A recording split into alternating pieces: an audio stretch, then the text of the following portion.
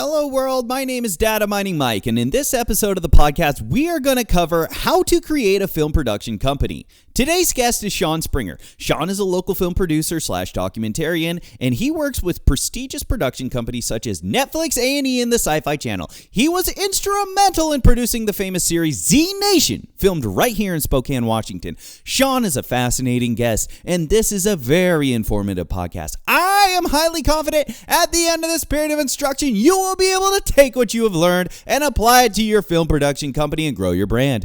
Be sure to check out his links in the video description below. Please leave comments, like, subscribe, and smash that bell for more data-driven updates.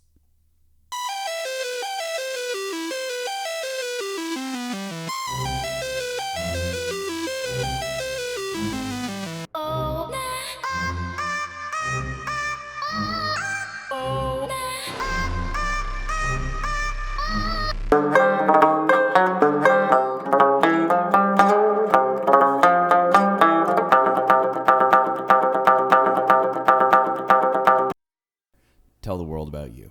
I'm a filmmaker in the Spokane, Washington area, but I kind of work all over. Just the nature of filmmaking. You're traveling a lot. You're doing a lot of different things. Mostly I do commercials and industrial and documentary type stuff. But whenever a project comes to town, like the TV shows or movies and stuff that happen in the area, I'll work on those too. Let's talk about documentaries. Documentaries, yeah. I mean, for longer form documentaries, those are always definitely a fun thing to be a part of. Typically, the work that I end up doing is more of kind of like the Netflix documentary stuff, or A&E kind of like episodic stuff, where they're coming into town because they're interviewing a sheriff who at one point was living in Arizona, and there was a major crime, and they're doing a story on that. So they're coming in and interviewing that person. Or they might be doing a World War II documentary, and they're interviewing a professor who's a kind of a name, or just like one of the resources that they typically go back to. But yeah, it's a large subject to go into, but. Yeah. Okay. Yeah. I mean, you threw out documentaries because at first you were talking about commercial filming, and that's generally what you do. Yeah. And then you talked about documentaries. So how do these people reach out to you for these documentarians, and what part do you play in it? Yeah. Typically, I'm a field producer for something like Netflix or A&E. When they're coming into town, they're essentially they have a need in Spokane, whether it's telling a Spokane story, or if they're just connected to an individual in Spokane, they need essentially a crew put together to produce that, either whether the segment or the story. And that essentially just involves having a local contact, which would be me. And they want me to essentially hire the crew and kind of get the production up and running for what they need. So they'll come to me and say, we're interviewing this person. They're a police officer who was the first responder on a car accident, and we're telling the story of this person who survived this car accident. And they will then say, we want to do this size of production, this quality of production, and let's make this happen. And typically I'll advise them, okay, well, is this a 1-camera shoot? Is this a 2-camera shoot? Is this a full crew? Is this like a run and gun type thing? Because Spokane gets such a variety of that kind of stuff. Netflix can come into Spokane and spend $30,000 on a weekend. They can also come in town and spend $500. So it's always like a wide range of what their budget is based on their show. Sometimes they want to pull out all the stops. They want to hire a full crew. Everybody's paid well. Everybody's fed. Everybody is taken care of. And then other times they're like, hey, we just need to do a 20-minute interview with this person. Just make it happen. You won't need lunch. That kind of thing. So for longer form documentary stuff, you got very excited about that. I produced a couple of documentaries in the past. One of them was called Storm Haven, and it was a great little real life documentary about the medieval recreationists who meet up in Manitou Park every twice a week or so.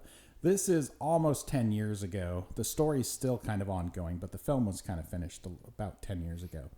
But the group is still going. They meet up in Manitou Park. At the time, it was 2 times a week. It might just be 1 time a week now. But they play games. They do strategy things. They design medieval armor. They have a whole political system as well. So they do, they have a king and they have a duke and a duchy and all this kind of stuff. And there's the adults who do the more kind of role play aspect of it. And then there's the kids who just want to go there and fight each other with swords. They make the foam swords and they make the chainmail armor and everything like that. And it's actually like a sport. There's versions of the sport that are kind of like baseball. Yeah, LARP. Yeah, LARP. Yeah, exactly. So we did a great documentary on them, and it followed this group for about a year, and went to some festivals. It's not streaming anywhere right now that I know of, but that was a real cool documentary thing that we did. I'm racking my brain right now. I know there's a bunch of others. They'll definitely come to me, but that was a real kind of cool, kind of Spokane centric, long form documentary. Okay. Yeah. How'd you get involved with that? That I had worked on a couple of projects with the producer on the person who brought me in on that. We had done a film a couple of years before that called Newtown, which was a pseudo documentary. It was a mockumentary. Okay. So essentially, there was a story. It's a political story about a small town race for mayor, and it was set in essentially a town that was like Spokane, but not exactly like Spokane. And it was about a kind of the local football hero who was running for mayor, and he's against a retired state senator who's come back, and they're both kind of different ideologies and such. I'll try to get you a copy of both of them for okay. sure. But that film was a mockumentary in the sense of they had a very basic story structure, and Sorry. Oh, it's okay. And they knew where they wanted it to go, but they definitely let the actors improv through scenes. I'd say probably 40% of it was improv. They had a script, they had lines, but they would just kind of set stuff up and just kind of let it happen. And this was probably a few years before something like Borat. But not that it was trying to be as extreme as Borat. Mm-hmm. But Dan Webster, who is the local film critic, he had been at Spokane Review for years, and he was at Movies 101. I don't remember exactly where he's at right now, but he's been a movie critic in the area forever. He called it the best movie ever made in Spokane. Okay. So that was cool. And again, that was a film that played at a ton of festivals and such. That sounds entertaining. Yeah. Yeah, it really is. And that's a pretty big claim too, because Benny and June was filmed here in Spokane. So, and Benny and June wasn't that good. I mean, it was a love story in the 80s. I mean, I get it, but it's funny. Benny and June. I remember when it was being filmed. I remember when it came out. I was a kid and I had a paper route, and my dad worked with someone who ended up being neighbors to Johnny Depp. The house they rented for Johnny Depp, they were like his next door neighbor, and they told us about him, and we thought we'd go. We were like, let's go meet Johnny Depp. So I went and I delivered a newspaper to him every day. I only saw him once, but I would just drive by his house and bring a newspaper there. Dumbest story ever. That's cool. Yeah. I mean, for a kid, totally. every day you got a shot at seeing an actor. To see Edward Scissorhands. Yeah, to see Johnny Depp. Yeah. But Benny and June's funny. Like when it came out, I really didn't think it was anything special. I don't think it really critically. I think it just kind of came and went. Yeah. But I revisited it a couple of years ago. They were doing a revival. They had a revival this year. I think it was the 30th anniversary or whatever, or maybe it was the 25th or whatever it was. But it was the previous maybe 20th anniversary a couple of years ago, and I saw it. It was actually pretty good. Yeah, I think it's pretty good. It was one of those films. You used to be able to do this in movies. They don't do this anymore. used to be able to just kind of like have a setting and not have to explain it. So when I watched it again, when I first started watching it, I was like, is this the 1950s? Because they have older cars and people kind of dress a certain way, but they're not really trying to sell it like it's the 50s or 60s or whatever. So it's like a period piece, but not really. They never really kind of draw attention to that. It's just kind of like, I don't know, like maybe they were going for like a small town America vibe or whatever, or maybe they just couldn't quite commit to the 50s kind of motif or something like that. But I don't know if you can really do that anymore. I think people would be way more critical about it. Even the fact that I'm thinking about it, meant that it kind of popped up in my mind like, wait, when is this supposed to be set? I don't know if we used to always care about that. I don't know if anybody cared when Die Hard was set. When you watch Die Hard, I don't know. Yeah, that's a good point. It's like, if I'm watching a DC movie, it better have a Gotham feel, Yeah. Well, I think people just, and I do, and granted, I do it too, but people like obsess about details more than ever. Mm-hmm. And it's like, it's one of the strangest things, but I think it's probably because we've almost, there's a culture around like nitpicking, Yeah. It's like everybody, how many people have their favorite Batman? You know what I mean? Like we've had so many Batmans. Everyone's allowed to have their own favorite Batman, but there's people who, like, if you don't say Michael Keaton's your favorite Batman, they will fight you. Yeah. They will fight you. So, yeah, that's an interesting thing, because I think we're just overexposed with so much media that the bar is raised. And it's just, it's the franchise stuff too. It's just like, I know, and even me, like, I love franchises. I love DC. I love Marvel. I'm like franchise fatigued. Like I really liked the new Mission Impossible. I'm not going to see it like 3 times in theaters like I would have maybe 10 years ago. Like 10 years ago, it's like if a movie was great, it's like, man, I'm going to go see that again. And now I'm just like, I don't know. There's going to be another one in 18 months. I'll go see that one. So, yeah. No, I can. Ever since my time in the military, I just can't watch military movies without cringing. Oh, really? Unless it's a quality one. Oh, sure. But I watched Mission Impossible. No, not Mission Impossible. You made me think of it as Top Gun Maverick, the second one. So I work for Fun Flicks Outdoor Movies, and as it's a seasonal thing, so we set up outdoor movies, and we do the movies in the park at Riverfront Park. Oh, cool. And we played Maverick. But yeah, that's one of those things that I think about, that my tolerance for quality is a certain level. Yeah. That I think that because of this availability of media and overexposure, we nitpick everything. Well, and how many times, like, I probably have like 40 things on my Netflix queue, and I'll scroll through, and all of them are something I really want to watch, but I can't pick which one I want to watch. I don't know. I get that a lot. That, or I just feel that Netflix isn't being reflective of. I feel that the Netflix algorithm, if I watch one thing, it's gonna skew my feed. Oh, sure, yeah. And so, and I think that's one thing that, as far as like user behavior goes, just for anything, there's some people who are really, really they're very generous with their likes and sharing and stuff like that, and to them it means nothing. And then there's those that you have to stop and think, like, if I like this video, it's gonna skew my feed with more stuff like this. So I don't. Do you think about that? I notice it. I notice it in weird ways, because I think there's certain platforms that I don't maybe use as in the way other people do. So like I don't watch a ton of stuff on YouTube, but I will, if I'm searching for something like a travel video, like if I'm going somewhere and I want to see something, I'll search like, I don't know, Thailand restaurants or something. Mm-hmm. And then I'll notice right away that I'm getting all this stuff. That's basically like Thailand this, Thailand that. So that makes sense to me.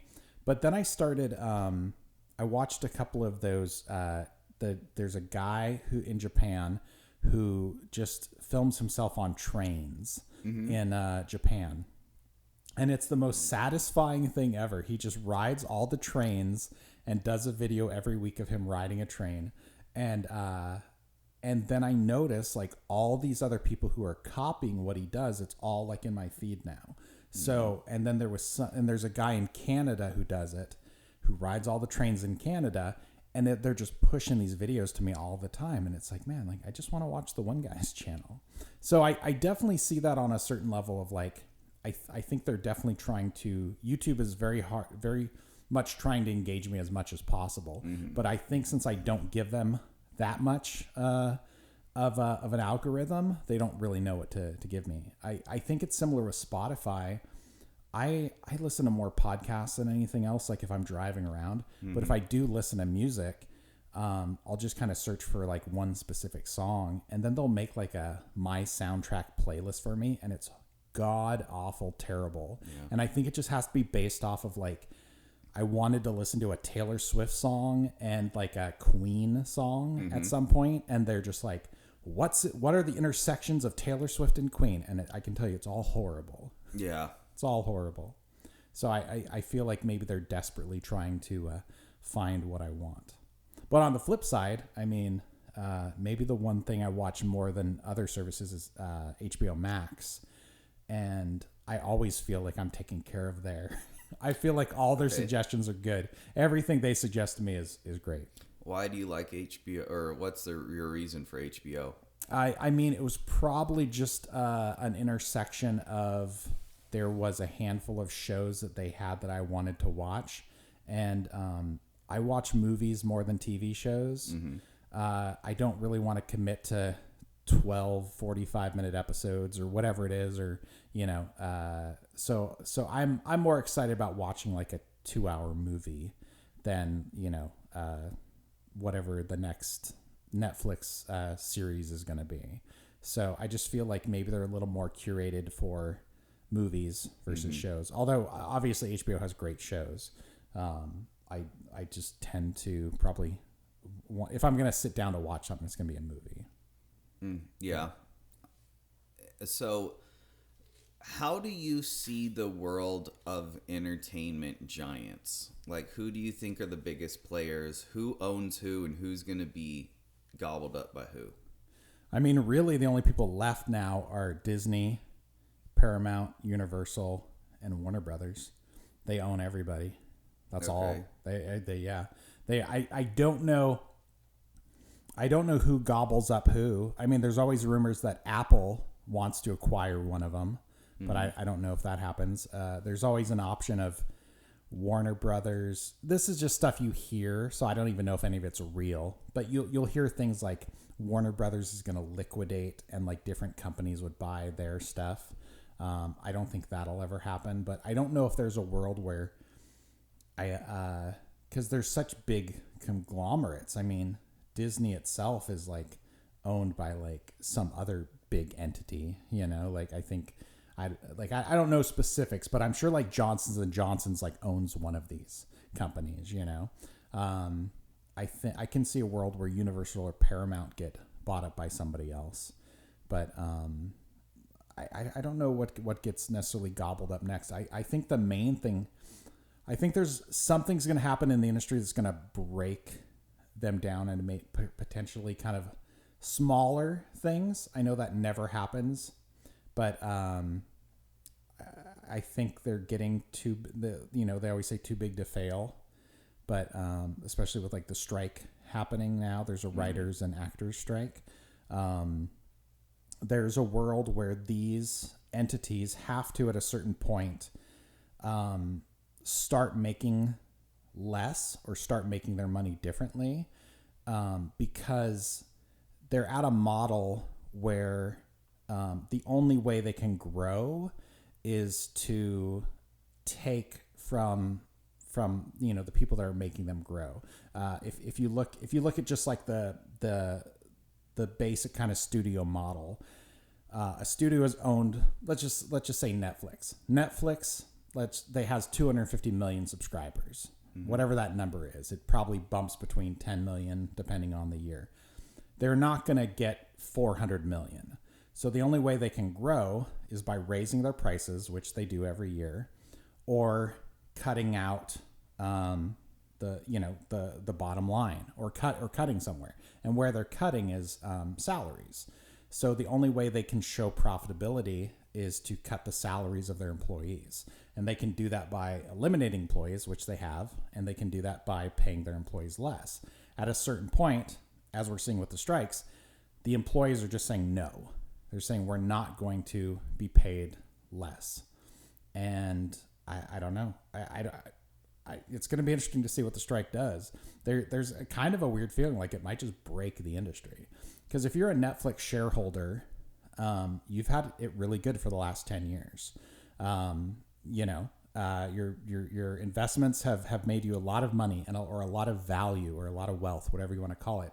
At a certain point, like that just has to level off, and it's still going to be very profitable. Something like Netflix can still be very profitable and still pay people very well.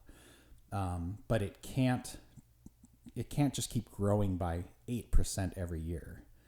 So I don't know what happens, and how much of that growth over the last 10 years is fake.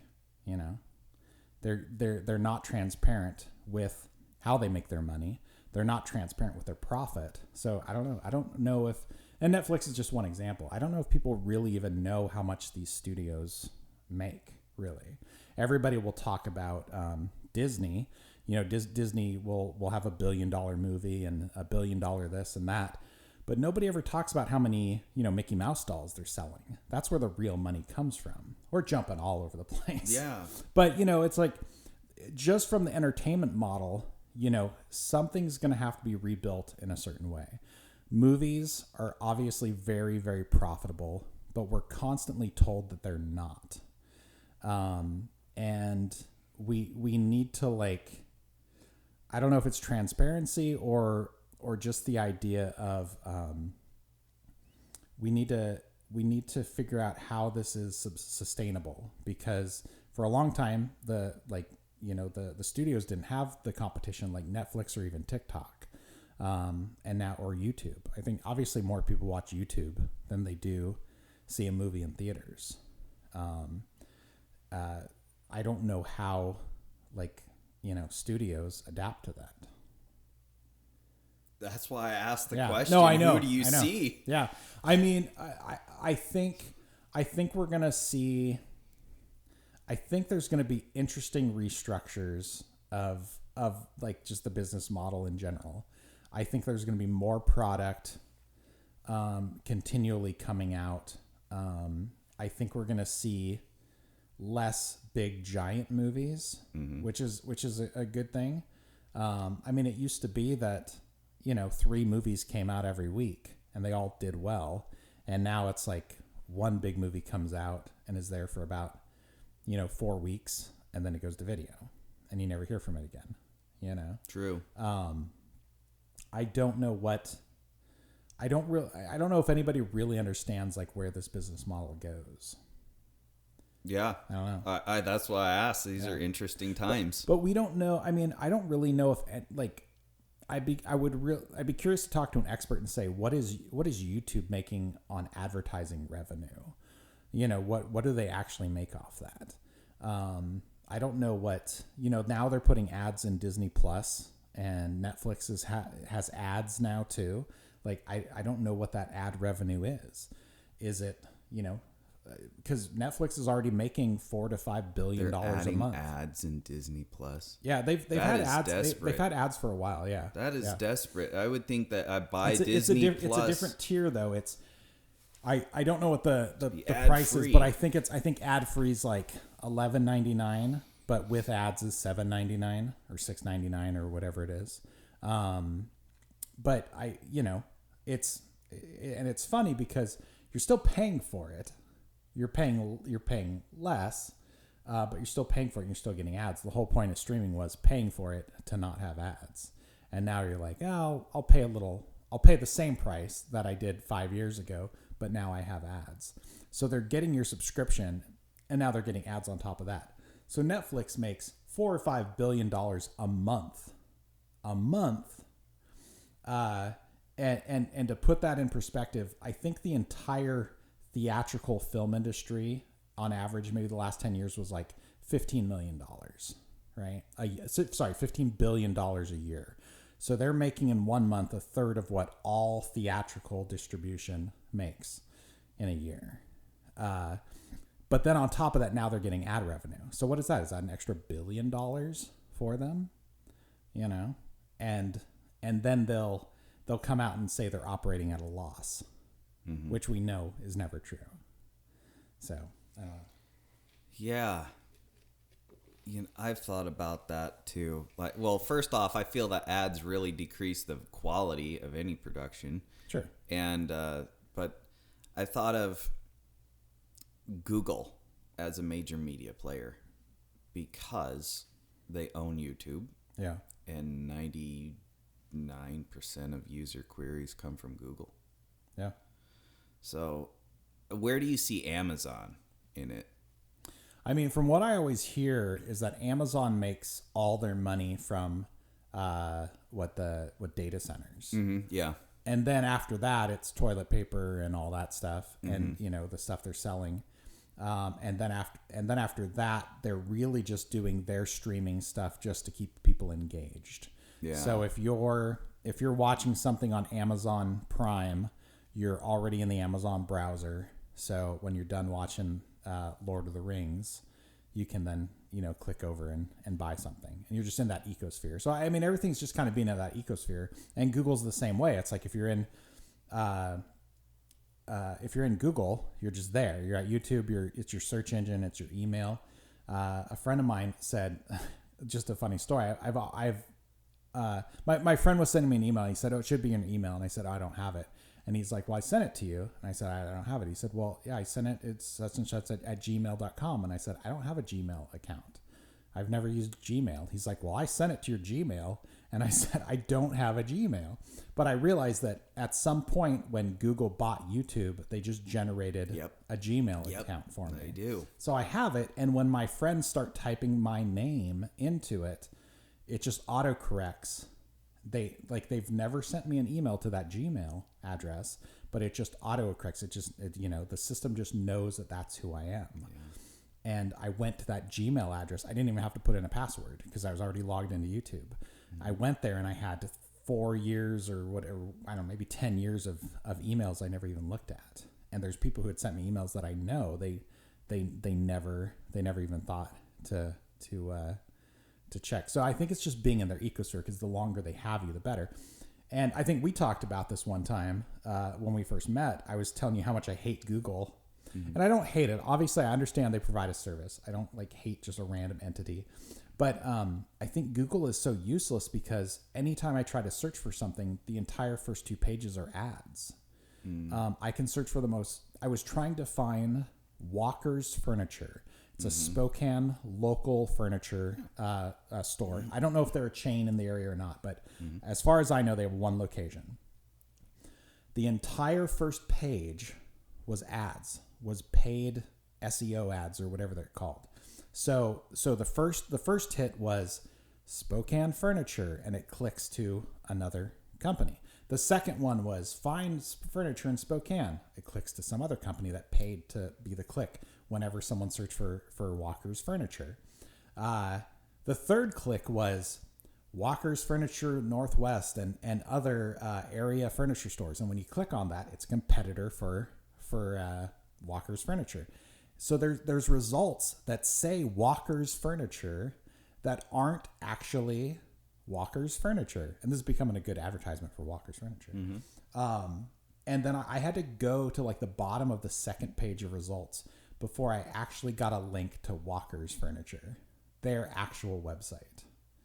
And I found that multiple times. Even if you're just asking a question to Google, the first couple of hits will be, buy this, buy that. And I guess I've just kind of used DuckDuckGo as a search engine. I don't know. So Cool. But I think it's just keeping you in that ecosphere. Yeah, that's a good way to put it.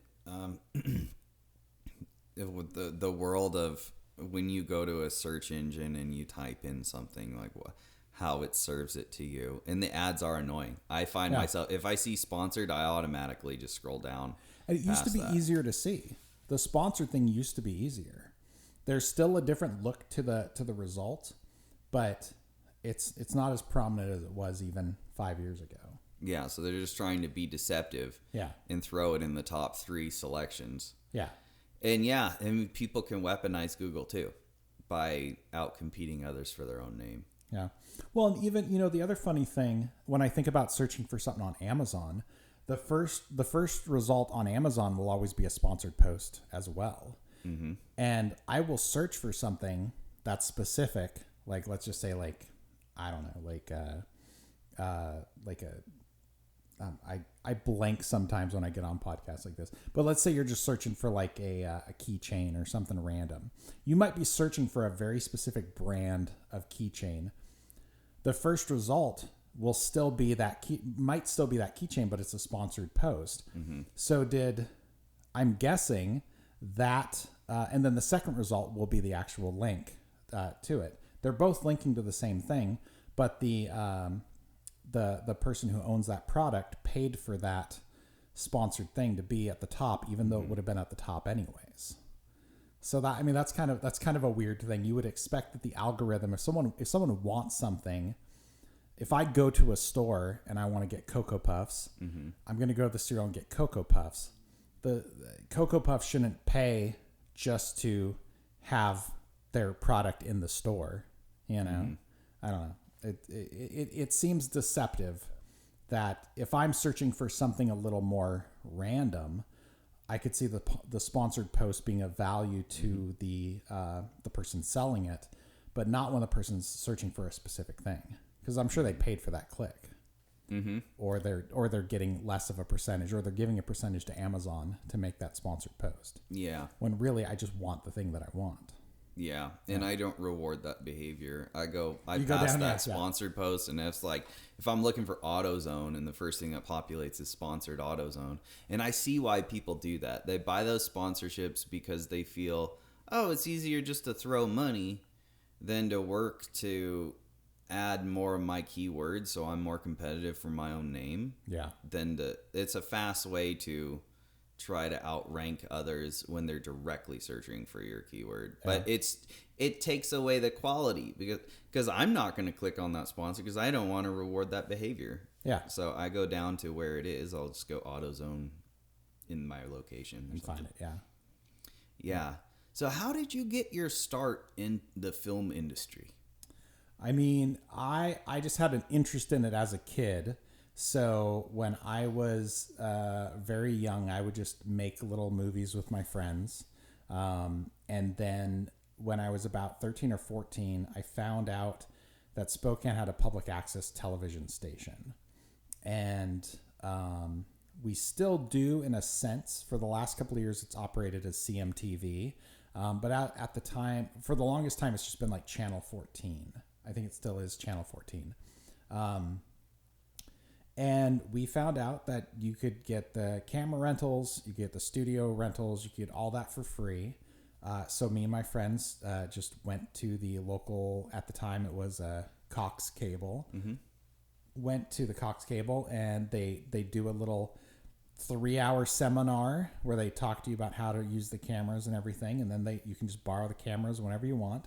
And then you could go and use their editing facilities whenever you wanted. They had a couple of editing bays.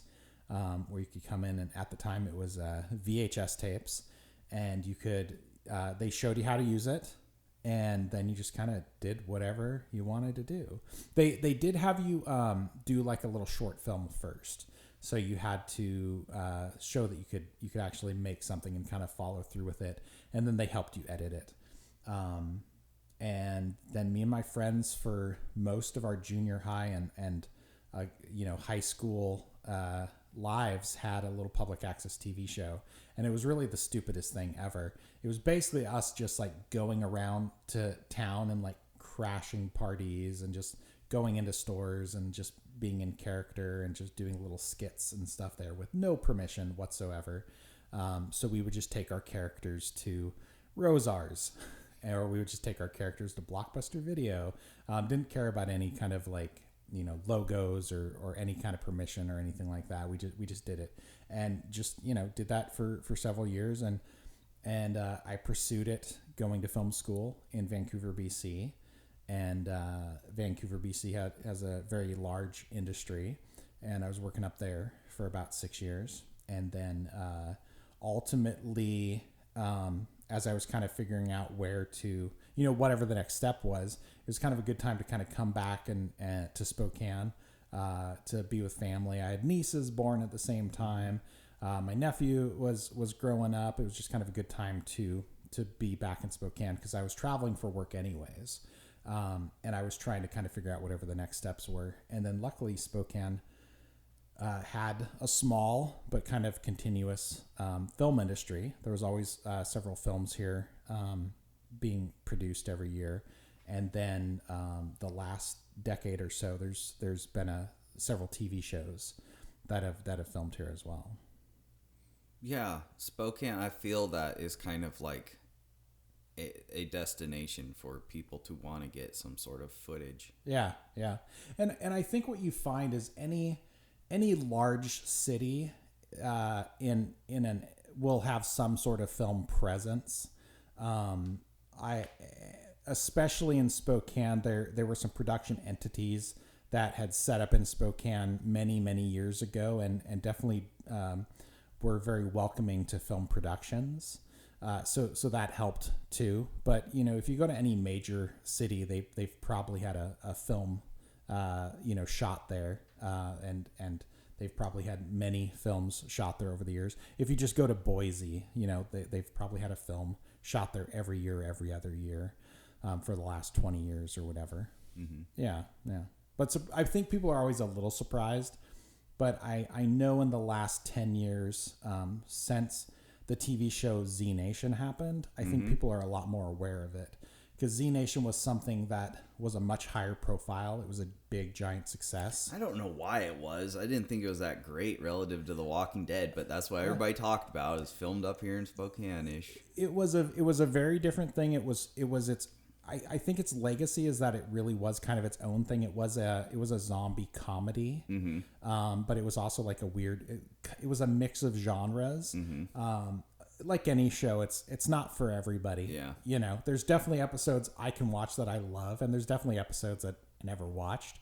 But I mean, regardless, it was a big success, and it was filmed here, and it put Spokane on the map. It made people realize more than anything else, because I mean, we had done Benny and June, a big Johnny Depp movie. There was a movie with 50 Cent that was filmed here. There was there's Cuba Gooding Jr. movies, Ray Liotta movies. There's been more prestigious names filming movies here, but this one had a kind of an impact on pop culture. Even if it was, just for a brief kind of 5-year period, people were talking about it, and people were seeing it all the time. The difference with a movie is a movie can come in and film for 20 days, or maybe it films for 15 days. Even if it's a longer one that films for 30 days or 45 days, a lot of them might just be in a warehouse somewhere.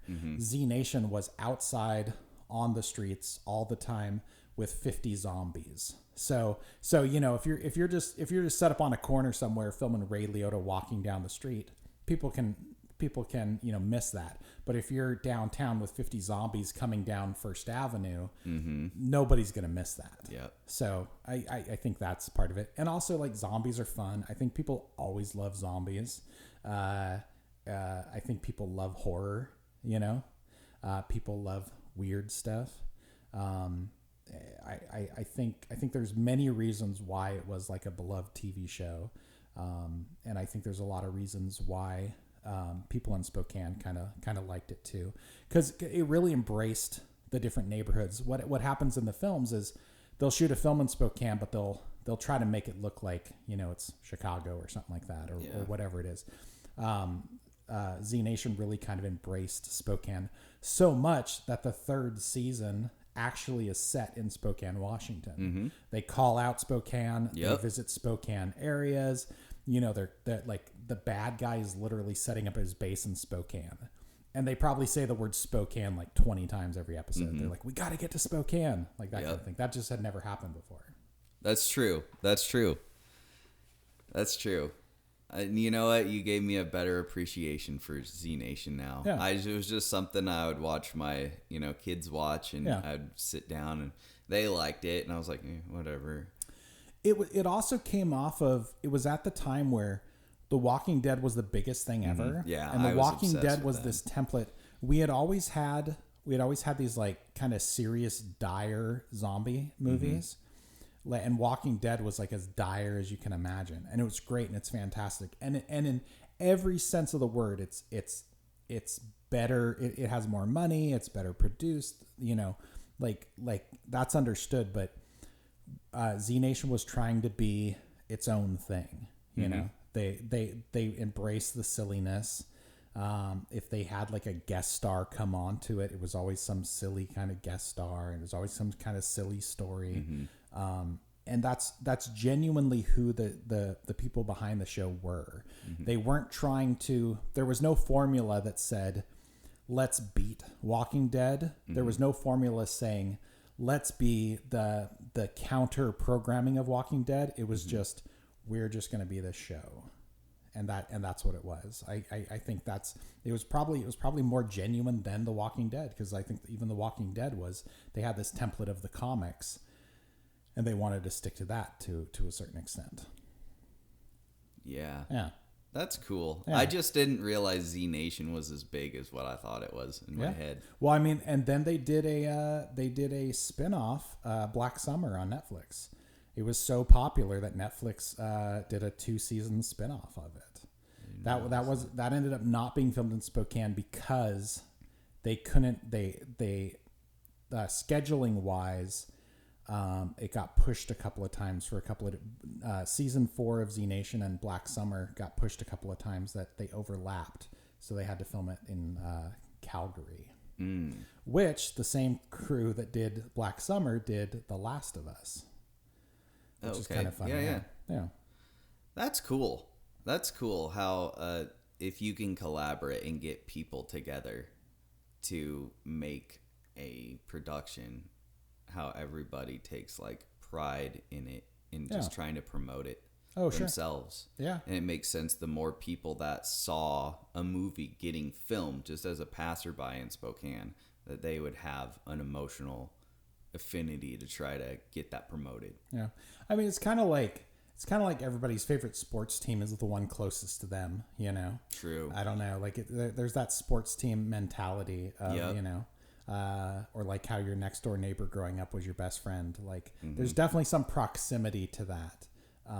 But at the same time, like I don't know if a lot of people even know like a lot of the films made here, because there's not as much of an impact, or maybe someone will tell a story of like, oh hey, I saw Ray Liotta at a bar, or whatever it was. There's stories like that, but I think just the city itself kind of embraced Z Nation in a different way, because we've done other TV shows since Z Nation, and people haven't really talked about those as much. So, like which ones?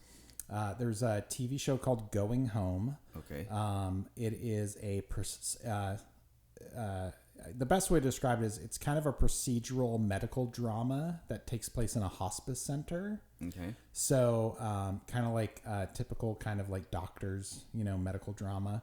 But the setting is a hospice. And I always say like, it's like the guest star always comes to die. So so they'll have a guest star for the episode. They tell the story, and then that character dies. And that we had some great guest stars on that. I probably can't talk about too many of them because our really good guest stars happened in season 2, which hasn't aired yet. But I can tell you off the air there were some cool ones. But season 1 we had Tom Skerritt from Aliens.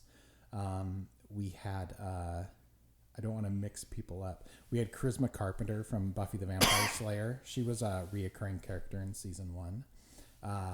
So there's been multiple seasons of that happening, and hopefully it comes back again. And then the other TV show was called Live and Local, and that starred Dave Coulier from Full House. And that was a show that took place inside a radio station. So it was about two radio DJs. And the fun thing with that is we actually did live interviews with musical guests. And so every episode you'd have kind of a guest star musical guest who would come on, like, you know, like satellite TV or something like that, and you'd interview them as part of it. So yeah. But nobody really talks about those as much. So yeah, I think about the movie Red Dawn. The newest one was filmed here. No, it wasn't. No, Okay, it wasn't. all right. They just mentioned Spokane. Well, and it's a funny thing. So it's set in Spokane, never actually filmed here. They did something really weird though, and I don't understand this, and I've never gotten an answer to this. There was this weird period where there was 4 movies that, like, I want to say this is around like 2018 to 2019. There were 4 films, major release films, that were all set in Spokane, and none of them filmed anything in Spokane.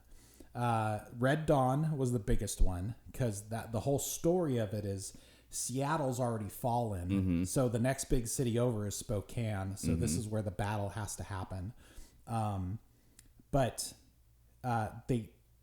there's nothing specific in the film that would really make you, like, you know, most of it's in like a neighborhood or out in like a field or something like that. Yeah, it doesn't make you feel like it's in Spokane at all. But there's one shot. They're like, the characters are like, they see downtown from a distance, and they're like the downtown's already been attacked, and there's a shot where it's like the city of Spokane, in quotes, burning, and it's from far away, and it's a composite shot. So they've taken elements. It's a CGI shot. It's computer generated.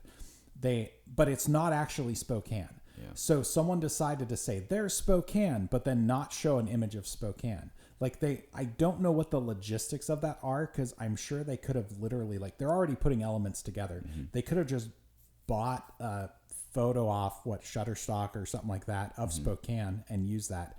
But it's not even close to Spokane.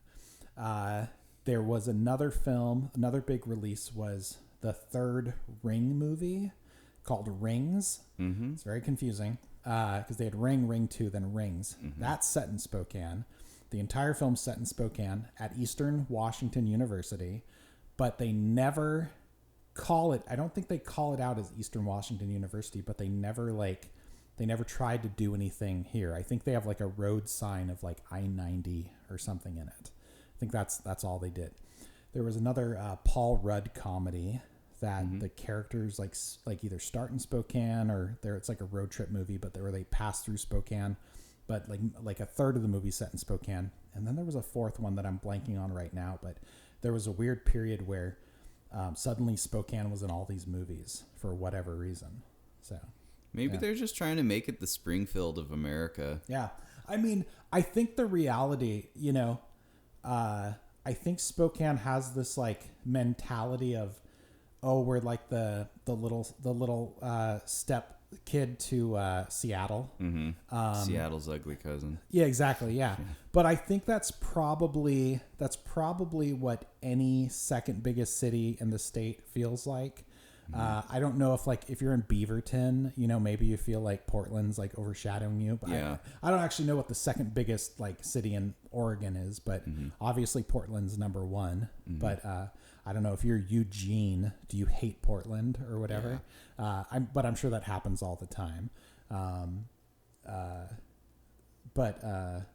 Yeah, like I think there's this mentality of like, oh, nobody likes us. Nobody, you know, we're not as good as Seattle, but I don't know. I think we're still pretty cool.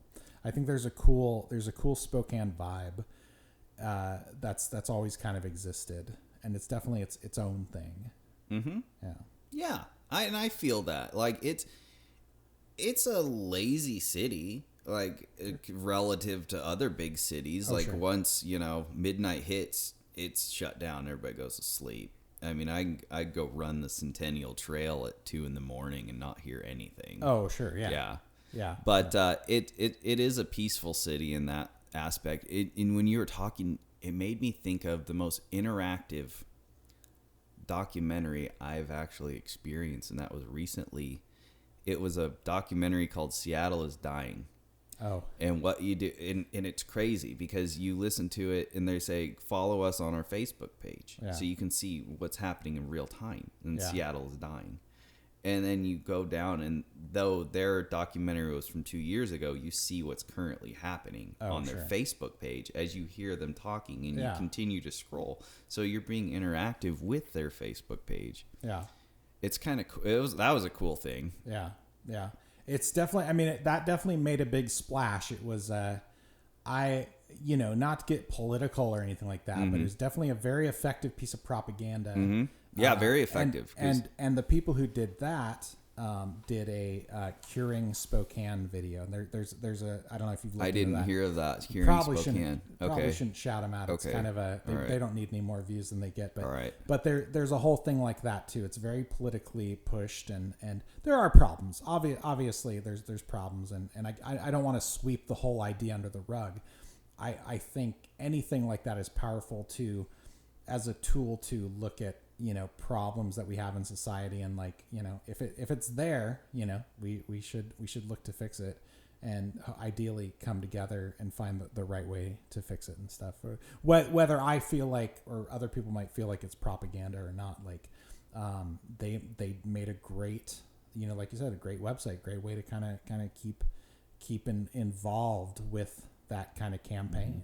And on that, so the documentaries that I'm making slowly, I'm doing it like per channel. So I got this one guy who's a pacemaker, how to live with a pacemaker. We just started him in October, and it's the biggest growing channel on the network because over 1,000, it's creepy how many people are getting pacemakers installed and at a young age. Oh, wow. And it's been an interesting thing for me because the more I dive into the world of pacemakers, it's like you flip up anything, you're going to find some sort of scandal. But I'm just but Danny's there. He's this pacemaker bodybuilder. He does his own thing. But I've been filming him, and my idea for the big documentary at the end is going to be where people interact with his YouTube channel and just scroll through his shorts, and they listen to the documentary, but they see his shorts. Oh, sure. So sure. What's your ideas on that? Have you seen any other things like that? Like something that's kind of like, it's kind of curating a bunch of this content to then ultimately make like a longer form? Is kind of. Mostly I want people to scroll. I want them to use their fingers while they're listening to the documentary. So, so it's almost like a guided tour type thing. Yeah. I mean, I haven't, to be honest. Maybe unless it's been like, I guess like an interactive like training type thing. Yeah. Maybe that's the only thing that I've heard of. I like that idea. I mean, if you can kind of scroll at your own pace and stuff like that. I've probably seen websites like that. Maybe as this is all coming to me, it's like, I know that when sometimes when a new product is released, you'll do that thing where you're scrolling and then it will tell you the next feature, and sometimes audio is there, but typically it's just text that comes up. But it's like it could be a new microphone, and you scroll up and it shows the breakaway of all the parts inside, and then you keep scrolling and it shows what each little part is. And then you scroll and it all comes back together, and then it says, like this and this sound technology is happening here. And then you scroll and it shows someone talking into the mic, and then it will tell you, it's now got noise cancellation better than ever before. So I've seen stuff like that. If we're talking about like the scrolling and getting the information, that's not bad. I've seen that kind of stuff. Yeah. I mean, it makes sense. I mean, I think that's a very natural thing to do. Mm-hmm. Yeah, I was thinking more like the Seattle's Dying, where I listen to it and they just drive me to their thing. Oh, sure. Yeah, I just mindlessly scroll at my own thing, and I look at this and I'll listen and scroll, but and see real time.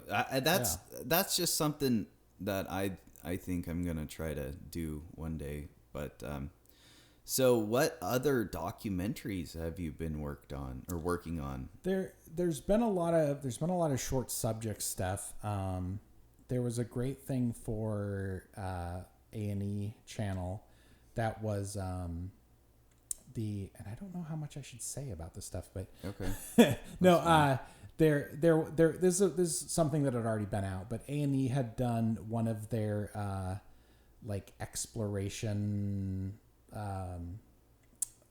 They did a show where they had a private investigator investigating conspiracy theories. Okay. And they did an episode about the Roswell, New Mexico crash. And people connected to that crash live in Spokane. So we were able to spend some time with these people who, their family member had allegedly recovered materials from a, UFO crash. And, there's a legacy of that and all the stories and stuff like that. So, you tell a lot of those stories where we're telling a snippet of it. Recently, well, I guess it's probably been 2 years ago now. The blogger Gabby Pietro, who was murdered by her boyfriend. They were traveling across the U.S. in their van, and she was later found murdered. The people who identified her van lived nearby. So we were part of going and talking to them and kind of documenting their experience and telling their part of the story. And that was part of I want to say Lifetime documentary based on that, as that was kind of happening. And that was, at the time we filmed it, I mean, they had just found her body like 5 or 6 months before. So it was in some ways it was kind of investigative journalism, but at the same time it's for a 2-hour TV special. And again, you're just kind of telling a part of it. So it's a big part of it, but they're filming kind of all over the United States. I didn't realize that. You just exposed me to because you said it like 3 times now. It usually takes like 3 times for me to click. But I was always under the impression that like Paramount or some major studio just sends a crew to a place. Yeah. And instead, they're just like, hey, production studio in Spokane. Yeah. We want to hire you. Find this person, interview them, send us the media when you're done. And it depends on the level of production. But like I also worked for HBO Films. They had their sports documentary series, and that was something where they sent most of their crew to film down to Pullman to film they were doing a whole episode on the Cougars coach. I forget his name off the top of my head, but they were doing a whole thing about the football program down in Pullman. And that was something where they would send most of their crew and just kind of pick up a few of us. So it does happen both ways, but more and more they're going more towards like the freelancer route, where they're just bringing in the local people. And it probably depends on like the importance of the story as well and the prestige of the story. There's a documentary that I just started working on this summer that I can't really talk about. Okay. But I can say that it's a prestigious story with a prestigious like production company behind it, but they're going to be filming in Spokane once a month or so for the next year. They're sending like their key kind of creatives, and they just need the people to kind of make it happen here. So on one hand, you have the NFL thing where they are the HBO HBO college football. They are sending all their people and just getting like the bottom tier kind of people filled in here. And then there's the people who are just sending their creatives and trying to get all the workers here. And then there's people who just come and or they're just sending an email and we're just making it happen.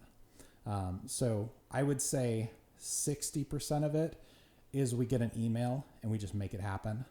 Another 20% is the the key creatives are coming in and just wrangling up like the workers, and then maybe another 20% is, you know, something where they're sending everybody. Something that happens all the time is, I mean, we have at least kind of 3 or 4 kind of full service production companies in Spokane who, if you needed to next month make a movie, they would have all the equipment you need. They have the trucks, they have the equipment. If they don't own it, they can rent it from somewhere nearby. But you could film a whole movie with any one of these companies. There's still people from LA, they just don't think about it, so they drive a bunch of trucks up here when they could have saved all that time and money just renting the stuff locally, just because people just don't always know. Mm-hmm. And sometimes they just want to rent their own equipment. They just want to make the money off kind of using their own equipment too. Yeah. So do you guys have drone tell me about the world of drones and drone piloting. I don't know too much about it aside from I think on the film production and commercial production side, it's definitely out of my wheelhouse in the sense of if anything's like a larger scale production, they're going to hire like a legit drone operator with like one of the drones that will literally kill you. I don't know the names or anything, but they're the drones that are like bigger than me, you know? Yeah. I don't know anything about that world. I know that there's a lot of productions that happen where, everybody just wants a cool drone shot of their business, and it doesn't take much to accomplish that. So I have a lot of friends who are drone operators, but I don't think any of them necessarily do it like full time. It's something where it's like, if they're already working on a project, they might be asked, oh, hey, like, can we rent your drone for the day? And then, you know, get a drone shot at the end. Because like if you're doing a T-Mobile commercial, your options are rent a big crane, a big giant, 20, 30 foot crane or whatever, or have a drone. And it's like, well, what's the right thing for the shot? And sometimes T-Mobile would rather just have the crane than the drone, liability wise and all sorts of other things. I think a drone shot always looks like a drone shot, it always, helicopter shots look like helicopter shots. I don't think anything really replaces the other. So drones kind of sit in this area where like they're great for local productions. Like, if you're a car dealership and you want a cool shot of your car dealership lot, that's good. If you're a dental office and you want a wide shot of your dental office, you can get those. But I think really, like, from what I understand, I think drones are really big in like the real estate photography world. I think if you're a real estate photographer, you probably have to have a drone. I just don't know too much about that. I definitely know people who do that. And I think it's just all kind of part of the package because they all want that shot of the house. They all want the shot of the backyard, and then they all want the shot of the neighborhood. So you can like see like where the house is in relation to stuff around you. But on the film side, we've definitely used them for projects. We've crashed a few on Z Nation. We were pretty good at crashing drones. You filmed on Z Nation? Sorry? You filmed on Z Nation? I worked on Z Nation. Yeah. Oh, you should have said that. Oh, I thought I did. No. No, well, we famously we crashed a drone into the I guess it's famous to the people involved, but we crashed a drone into the Palouse Falls, and I think at the time we thought we'd go down and retrieve it, but yeah, there was. I don't know if you've ever been to the Palouse Falls. Oh yeah, no. Have you ever? Yeah. You can actually hike down to like where the water runs down, and it's pretty. Oh, it's awesome. Yeah. We ran into a park ranger and we told them what happened, and they were like, the thing that was creepy is they said, you'll never find it because there's caverns under the Palouse Falls and they can't be explored. And they say people will jump off in there and their bodies are never recovered because they go down and they go into a cavern somewhere. There's a whole cavern system in there. Yeah. It's terrifying. Who'd have thought? Yeah. Wow. Yeah. So there's probably a whole thing of underwater caverns that cave divers have probably tried exploring. Yeah, and probably. died. Probably. Yeah. Ooh, Yeah. dang. But drones are fun. I mean, I have a drone that I use for fun. I didn't want to. I have the first Mavic Mini. I definitely enjoy the process of it. And I filmed fun things for friends, but I didn't want to spend a bunch of money to crash a drone. And then once you get into it, there's all the legalities of like getting certification and all this stuff. Mm-hmm. I think it's just it's a different tool. And if you want to specialize in that, there's definitely like an avenue. And I know people who do drone stuff, but I don't know too much about it. Like I don't know what the kind of career path and stuff of it is. Yeah, that's just something I've thought about, because I think about drones and what one I would want to purchase, and I'm kind of going more towards the underwater drones, really? which are Oh, I don't know anything about that. Yeah, because I'm a scuba diver, so I enjoy to film what's under there. Yeah. And you don't need a pilot's license to that have makes sense. drone license to. Yeah. But they're way more expensive. Oh, I can only imagine. Mm-hmm. Yeah. Yeah. Yeah. So tell me about, how did you get started in Z Nation? I mean, that was really just a matter of, I was just kind of part of the local crew. So I was just on a list of people to call to be a part of it. When a production comes, so, I mean, it's important to probably talk about, no matter where they film, you have a studio, which for Z Nation, and I'll get some of these details wrong, so I apologize. You have a studio, which is Sci-Fi Channel. They are contracting this television show to be made. A writer goes to them, sells this show. The studio then hires a production company to produce it, and that was a company called Go2Z. And then Go2Z hires producers and writers, and then ultimately they then team with a local production company, or wherever they're filming, they team with a production company, which at the time was North by Northwest, to kind of like do like the daily kind of the actual kind of like production. So yeah, and I guess actually I'm sorry. So you have the network, which is Sci-Fi, the studio, which was called The Asylum, the production company, which was Go2Z, and then you have North by Northwest. And essentially, at the time, I had worked with North by Northwest for a variety of different projects and stuff. So when this was happening, they knew it was a big project. They basically just called everybody they knew and said, we're going to find everybody some position on this. What do you want to do? Or hey, this is something we need to have you do. So yeah.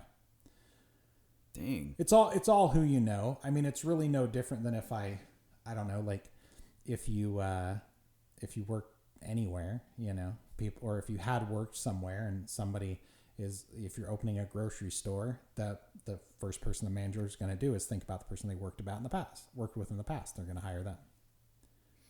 I just think about how much things have radically changed due to technology, and how you don't need some production studio in Hollywood. You don't need to live in the Hollywood ecosystem just to be connected. Yeah. I mean, and I mean, that's more true now than maybe ever in the sense of, Hollywood still is obviously still the business side of it. But I don't even think for most of my life, I don't think most movies have been done in Hollywood. I think a long time ago, they started outsourcing them to, Canada. And I mean, that's why when I moved to Vancouver, Vancouver was like the second or maybe at one point the largest production city in the world. And there's lots of different reasons for that. Most of them are like tax reasons. They get tax incentives to film there. But yeah, the business side is kind of set in Hollywood. That's where the deals are made, and then they can kind of film them anywhere they want. And a big part of that is, as a city gets too big, it's harder to film in. Spokane's a very friendly city. You come, if you were to come to one of your neighbors and say, hey, we want to film a movie, starring, Ray Liotta. The person's going to be like, awesome. Oh, that'd be cool. Ray Liotta's going to be in my house. Oh yeah, for sure. And they'll say like, we'll rent your house for $500 a day. The person would be like, oh my gosh, that's amazing. Yeah. You do that in LA. They know there's a business and they're going to say, oh, hey, I know you paid my neighbor last year $5,000 a day. So I want what I've heard, I can get for it. So there's a lot of that. Spokane's still a very film friendly city. That makes sense. Yeah, in a lot of ways. And Seattle's is a harder city to film in. You can close a downtown street in Spokane. You can close First Avenue very easily. You can't close First Avenue in Seattle.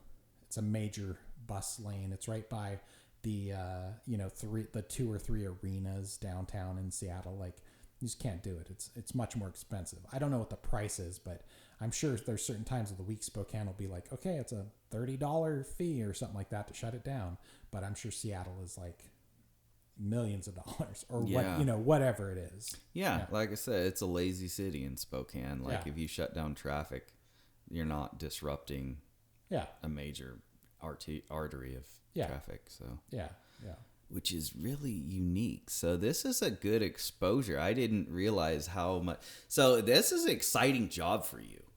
Anything, any day, somebody could just call you up and say, hey, we're doing some major production or something here, and we want you to show up. And so your part of it is, well, first off, you'll get in where you fit in. You have many trades within the industry. Spokane's unique. It's interesting because Spokane's unique in that a lot of people working in the industry wear several different hats. Now that is very beneficial for commercial or short subject documentary stuff. So if a T-Mobile commercial is coming to town and they're like, oh, hey, this is a lower budget T-Mobile commercial. We're only going to hire 12 crew members. Can your makeup person also do hair? That's fine. People are like, okay, cool.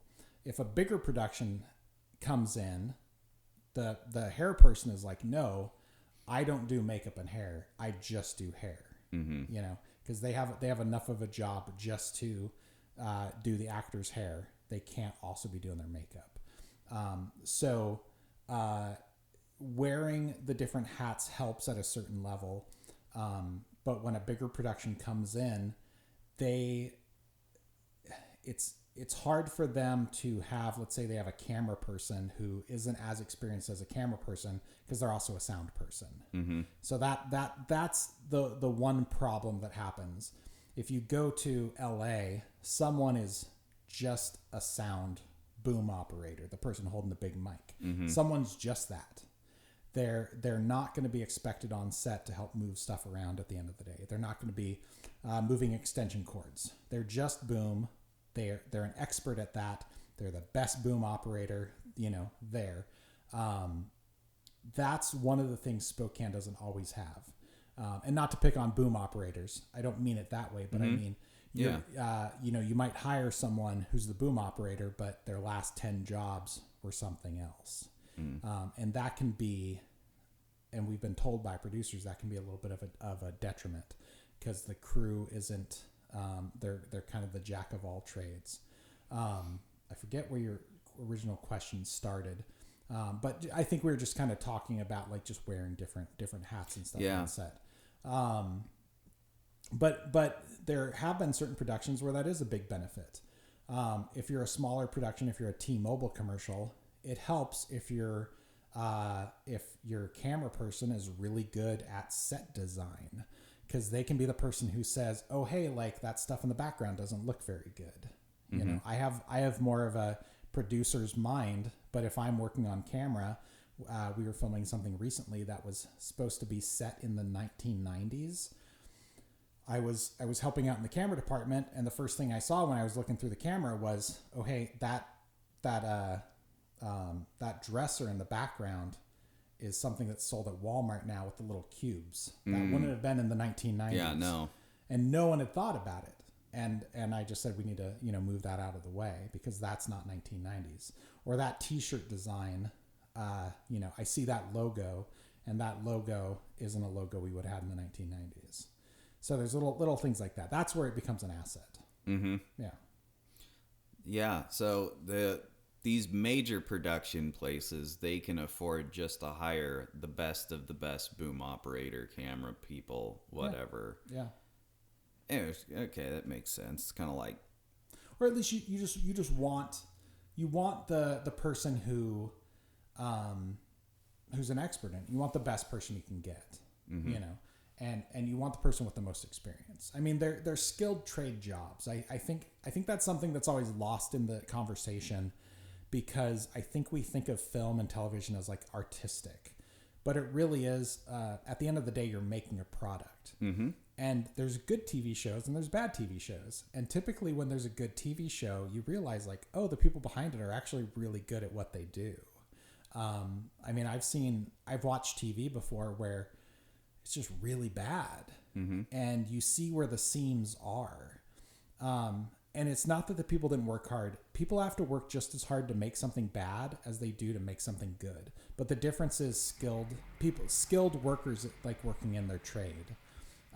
It's hard to work on a film set. I think people always think it's just like fun and you're hanging out with the actors, but I mean, there's a lot of people moving heavy equipment all the time.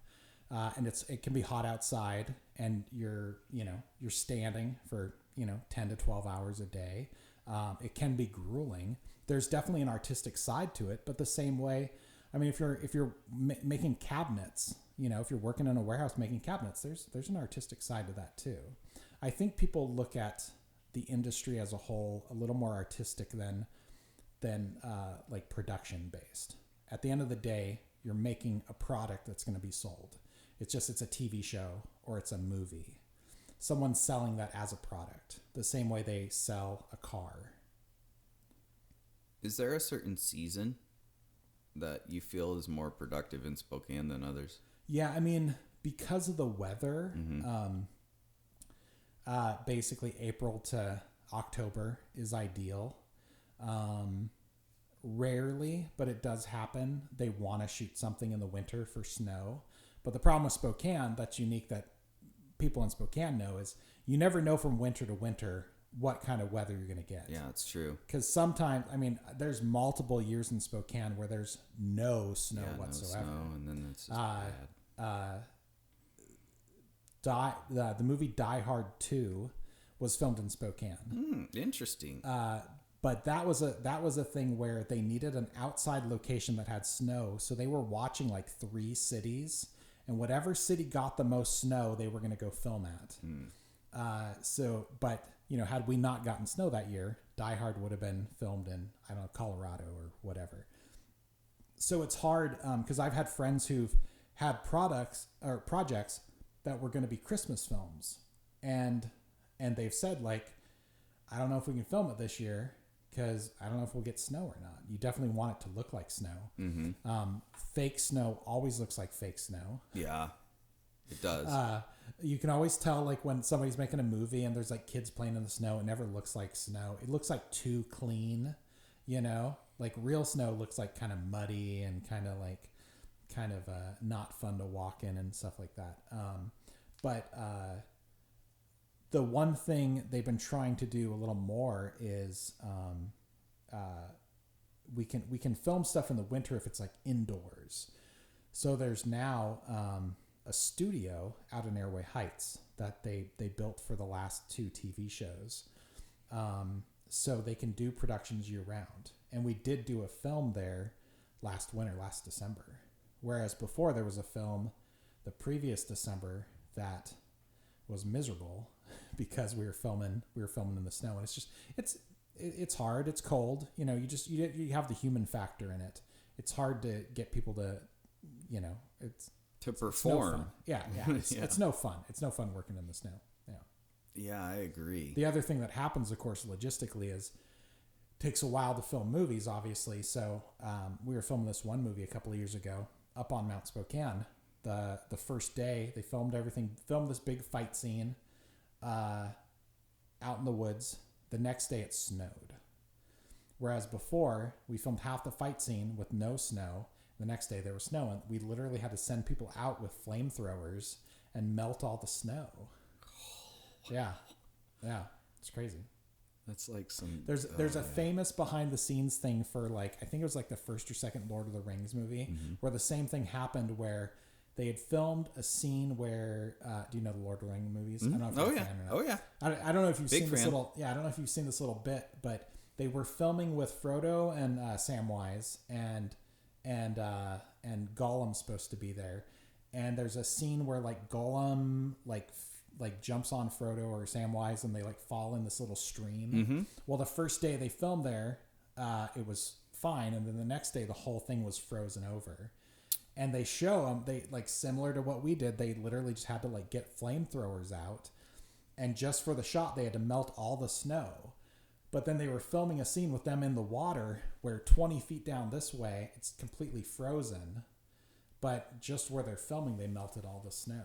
It's pretty interesting to watch. That must have been cold. But they're in freezing water. Yeah, they're in freezing water the whole time. Yeah. Jeez. So tell me more about your future, what you got planned coming up. Yeah, we I guess I haven't even talked about some of my own projects really. Yeah. We did a feature film a couple of years ago called The Garageland Chronicles. It's oh, funny and 'cause I'm wearing the shirt, Garageland. I'm wearing a shirt from Garageland, which was an actual record store. I don't know if you ever went there. It was a record store that we ended up using as a location for this feature film. So we shot that. It premiered at the Spokane Film Festival. We were really happy about that because we got a Spokane Arts grant to finish some post-production, but we also used the Spokane Arts grant to submit it to film festivals kind of across the world. But we premiered in Spokane Film Festival, and then we kind of played kind of all over the United States and several kind of foreign markets and stuff too, which was cool. But future-wise, always trying to get other productions up and running, always trying to kind of foster the film community here. Gosh, there's so much. We've talked about so much stuff. I feel like we should have talked about some of this other stuff. I'm part of a couple of different groups in the area that just kind of promote filmmakers in the area, and one of them is Spokane Film Project. And one thing we've really done there is just foster the filmmakers in the area, because we have a lot of people who are doing cool things, whether it's on YouTube or short films that go to festivals or any kind of original content or music or whatever. We like to just kind of focus them on whatever level we can to kind of get them out there, and also promote Spokane as a place for creatives. One of the things that happened in 2008 when the economy tanked is a lot of people had to move home and stay in Spokane, and all the people who would have like been doing things in Seattle or Portland, they all had to come back to Spokane, and the things they wanted to do, whether it was make music or make movies or do art, they did it in Spokane instead of Portland or instead of Seattle. And the music scene and the art scene was really kind of thriving for many years. And, you know, there was definitely a period maybe around 2016 or so where some people left the town, but we still have a really vibrant, like, artistic group and several different groups in the area. I've always said with Spokane is you can go to a cool art show on a Tuesday, on any Tuesday in January. There's something arts related happening in this town if you know where to look, and if you subscribe to the 2 or 3 little newsletters and stuff. Whether it's like a gallery, or whether it's something at like Mad Collab where we met, or whether it's like a film festival, or I mean there's the Native American Film Festival, there's the Jewish Film Festival, there's all these cool different things, whether it's film related or otherwise, that are happening in Spokane, that once you kind of know these outlets of where to get the information, like every night of your week in Spokane, every night of the year, you can find something artistic to do in Spokane. So I really like to try to stay focused on promoting those as much as possible and just making sure people are aware of that kind of stuff. But for personal projects, I have a lot of different things that I'm trying to get going.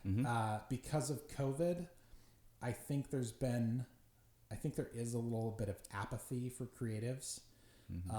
I think it affected people on a lot of different levels. Even just going out to when we met at like Mad Collab, they do a weekly like business networking type thing. Even talking to people there, everybody's kind of like, oh man, I used to do this before COVID and I haven't done it for a while. And it feels a little odd getting back into those little like networking things. So any kind of promotion of that kind of stuff is important to me. A project I just started recently, right now we're calling it the Old Grumpy Project. Okay. And it's part podcast, part documentary, part YouTube content type thing. But we're working with a gentleman. He's a retired Army and Marine. Cool. And he served in, I want to say, I don't want to get it wrong, but he served in the Gulf. We'll say that. And I apologize for not being able to remember specifically. But he has this 1953 Army truck. And he takes it to events. In fact, I was at an event with him yesterday. And what he's found is that people go to this truck and connect in different ways. When we were there yesterday, a young father was taking his son and walking around the truck and letting him sit in it and putting him up in the back of the truck. And the kid thought it was so cool. And as he walked away, he was like, oh man, I want to get a toy truck version of that. There's people who show up who are veterans, who connect with others and start talking about their experiences. And there's people who get into some real kind of deep conversations just because this truck is parked in a parking lot. And we're chronicling a bit of that. We're reaching out to different veteran organizations and kind of telling their stories as well. There was a group called Hounds for Heroes in Spokane. There is a group called Hounds for Heroes, and they get service animals for veterans and people of all abilities, whether it's emotional support dogs or dogs that assist them, assistant dogs. We've done like some podcast interviews with them. We've also documented them with video, and it's all kind of come together.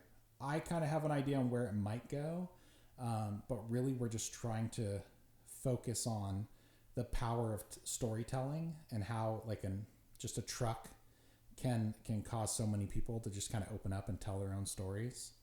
And it's something that's in the early stages. We just kind of had like our third little kind of mini shoot yesterday, like literally yesterday. But that's been a real exciting thing to kind of put together. We don't know exactly where it's going to go, but it's been fun to put that together. Interesting. Yeah. So people will attract around. So it's called Mr. Grumpy. Right now we're calling it the Old Grumpy. The Old Project. Grumpy. The Old Grumpy Project. Yeah. All right. So the truck itself is called. So I guess I didn't explain that. The truck itself is called Old Grumpy. Okay. It's the gentleman who owns it. That's what he's nicknamed the truck. It has like Old Grumpy spray painted on it in like the military whatever font. Yeah. Whatever that is. The stencil, I should say. Block government letters. Yeah. He would explain it a little better than I just did for sure. Cool. But that is a powerful thing. That's something I want to do. That's something I think a lot of documentarians or people want to journal is they just want to get those war stories. Yeah. They want to get them on film. And it's important too for like, I go through the Vietnam. Thank God there was an organization that was dedicated to just finding Vietnam War veterans and documenting all their stories. And then you got archives of this stuff. Yeah. And yeah, that is valuable. That is valuable. And whether it is for veterans processing their own trauma to just getting it on film and letting people know, like, hey, this is real. These were real events that happened. And yeah, that's a good thing. It's a very honorable approach to that'd be something I'd be looking into. If he's got a website, we'll plug it in the video description or something. I don't think he has one set up just now, but ideally the first part of it will probably be a short subject YouTube video type thing that we're putting together. And I think ultimately that's going to be a proof of concept for whatever we do next with it. My goal is it's going to be a limited kind of 6-episode podcast series that also has a video version of it. But that's like the media side of it. But the Old Grumpy project itself is really about continuing to bring Old Grumpy to these events and having the conversations with veterans, whatever form that is. That's always going to continue outside of this video project we're doing right now. Good. Yeah. That's a really meaningful thing. Yeah. So the world of YouTube, what does your production company do for the world of YouTube? I mean, I feel like, a lot of the stuff that I do ends up on YouTube in some way. I don't know enough about the algorithm and expectations of what we do for YouTube sometimes. Yeah. So the best way I can describe it is I've done, and it ties into like, we do these sizes, we do these productions that are sizes and scope of all different angles. So I've done YouTube videos where, I've done a commercial project where it's low budget, minimal crew, interviewing someone for, let's just say, like a political initiative. Okay. And that video will go on YouTube, and ultimately the client is hiring us because they want to talk about their initiative. They're going to put it in a newsletter. They're going to put it on their website, but it's going to be hosted on YouTube ultimately. So whether it's on whether it's on the email or their website, it's a YouTube embedded video. I've done those, and I've seen them get like 800,000 views. And then the flip side of it is I've done things that were full productions. Let's just call it a $40,000 commercial with 12 crew members working for 2 days. They've added some visual effects. They've added all this other stuff.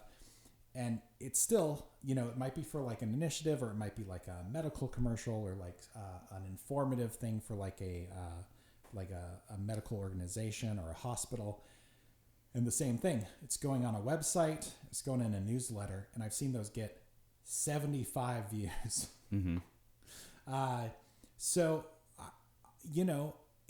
It's fascinating to me that I will work really hard on something and no one will watch it. And then I'll do something very minor and it will blow up. I've worked with a local artist who is a refugee from the Congo. He's a hip hop rapper and singer, and we've done music videos with him, and he gets millions of hits. And he has this, and all his hits and stuff like that are coming from the Congo and all over the world. Yep. And I've done short films that have had good budgets, and no one ever watches them. They just go on YouTube and no one ever watches them. And then I've done things that me and my friends were goofing around on a video before, and we've had 100,000 views, and there was this, and someone from a university in England contacted me because they wanted to incorporate our short film that we did into a class that they were doing on mythology. Cool. So there's this weird gamut of most of the stuff I put on YouTube doesn't get seen, but every so often something that you're not expecting really does kind of blow up. Mm-hmm. And to me, YouTube is just a place to have my stuff, and whatever happens to it, I have no control, and I need to not worry about it. Because some stuff gets watched and some stuff doesn't. I have a couple of different channels. I used to try to curate stuff. I used to try to like put things in lists and put things there and like worry about keywords. And I never felt like I had any control over that, or I never felt like anything I did made my video get more hits than anything else. So I feel like it's really just a place to deposit stuff. And if people find it, they find it. Yeah. I don't know. Cool. Yeah. But I mean, it's definitely, it's very powerful. I mean, that's where any of your clients' content is going to live. Mm-hmm. Whether you're doing, like I said, like I always go back to a T-Mobile commercial because we do a lot of them in Washington State. Whether it's a T-Mobile commercial or whether it's a local dental office commercial, it's all going to live on YouTube at some point. And even if you have a Vimeo account, you're going to put it on Vimeo and you're also going to put it on YouTube. You're never going to be exclusive. Or Rumble. No one's ever going to be exclusive to Vimeo. Unless, the only time people are exclusive to Vimeo is if they want it embedded in their website and they want to control the controls. Because Vimeo, you can make it where the people have less or more controls on the viewing experience. Yeah, I don't believe YouTube does that. YouTube does that unless you have a paid account. I don't know too much or not like a premium account or something like that. I don't know too much about that. Yeah, it's a whole world. YouTube. Yeah. So when it comes to editing software, what do you prefer? I mostly use Adobe Premiere. That's just because that's kind of the industry standard. But I use Final Cut, which is exclusive to Macs, and I also use DaVinci, which is the little underdog. DaVinci is the one where it's like the tough little stepbrother that's always trying to like punch his way up. It's a great program, but it's a cult. It's definitely its own little cult. Yeah. Okay. Interesting. Yeah, I used to use, because I suck at filmmaking. I'm an amateur, Sure. I don't even try to specialize in it. But I got started on just regular iMovie. Oh, yeah. And then I switched to DaVinci because Nick Allard told me to, and I went to DaVinci. Yeah. And I'm like, yeah, this is way better. Yeah, DaVinci's great. It's fantastic. Beats that. And then I'm going to try Final Cut because the Final Cut has those really cool features. Final Cut, I always say, like, at the end of the day, it's just a tool, It's really just a tool that's helping you accomplish something. If you're proficient with one tool over the other, one's not better than the other. It really just comes down to like, I don't know. It's kind of like people who are Mac or PC people. There's people who are just like Macs are the best, PCs are the best, PCs do this, PCs do that. You can't customize a Mac, that kind of thing. Like, it's really like the end product is the only thing that matters. And I don't think anybody, no one's. A bad video editor isn't going to make a better video with a better program. They might have a few advantages, or there might be shortcuts they can take with DaVinci over Adobe, but really it's the person, not the tool, really. But having said that, like, people love DaVinci. Like I said, it's a cult because someone got you into it. Yeah. It's like, and it's a great program, and I do love it. It's just, if it was more of an industry standard, which, maybe it will be in a couple of years, I think more people would use it. But, it's kind of just like an Adobe world that we live in, for better or worse, mostly worse. But you're right. It is a cult because technology trains the user, and people are so damn resistant to learn a new technology. Oh yeah, totally. Because there's a lot of frustration. Well, Final Cut is a great example of. Final Cut was a program that was industry standard in 2007 or so. And then I think around 2010, they changed. Apple said, we're going to start from scratch. And they totally changed the program to what was supposed to be a more user-friendly experience. And it threw a lot of people off. And I don't think people wanted to relearn certain things. And then everybody went to Adobe because it was the closest thing to what Final Cut was beforehand. And I feel that same way with DaVinci. Is I think people just look at the screen and they're not, if they don't have the mindset of what you're actually doing with it, they're more focused on like where icons and stuff are, you know.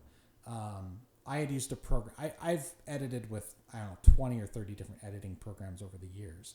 I edited with a program called Sony Vegas. It's not like it's not like a big program by any means, but there's definitely people who use it because it was one of the first programs to edit HD footage. It was the first one like optimized for HD footage. So if it was like the only option you had for 1080p footage.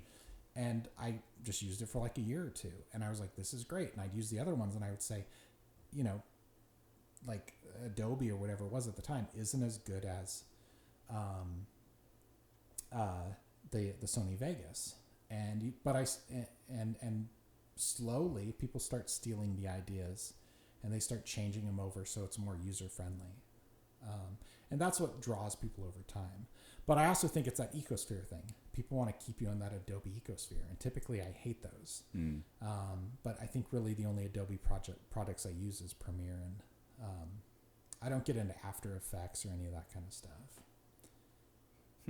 Yeah. Okay. Yeah. That's good to know. So you've gone through 20 different programming. I mean, things. that's an exaggeration. I could probably say, I mean, at least 8 or so. I mean, if I were really like, maybe 8 to 10 or so. I mean, if you really counted, like, if you counted Windows Movie Maker as one, you know, then maybe closer to like, I don't know, 10 plus or so. But, yeah. Cool. So, you alluded to some of the things you do in the video production. So what other future projects do you guys got going?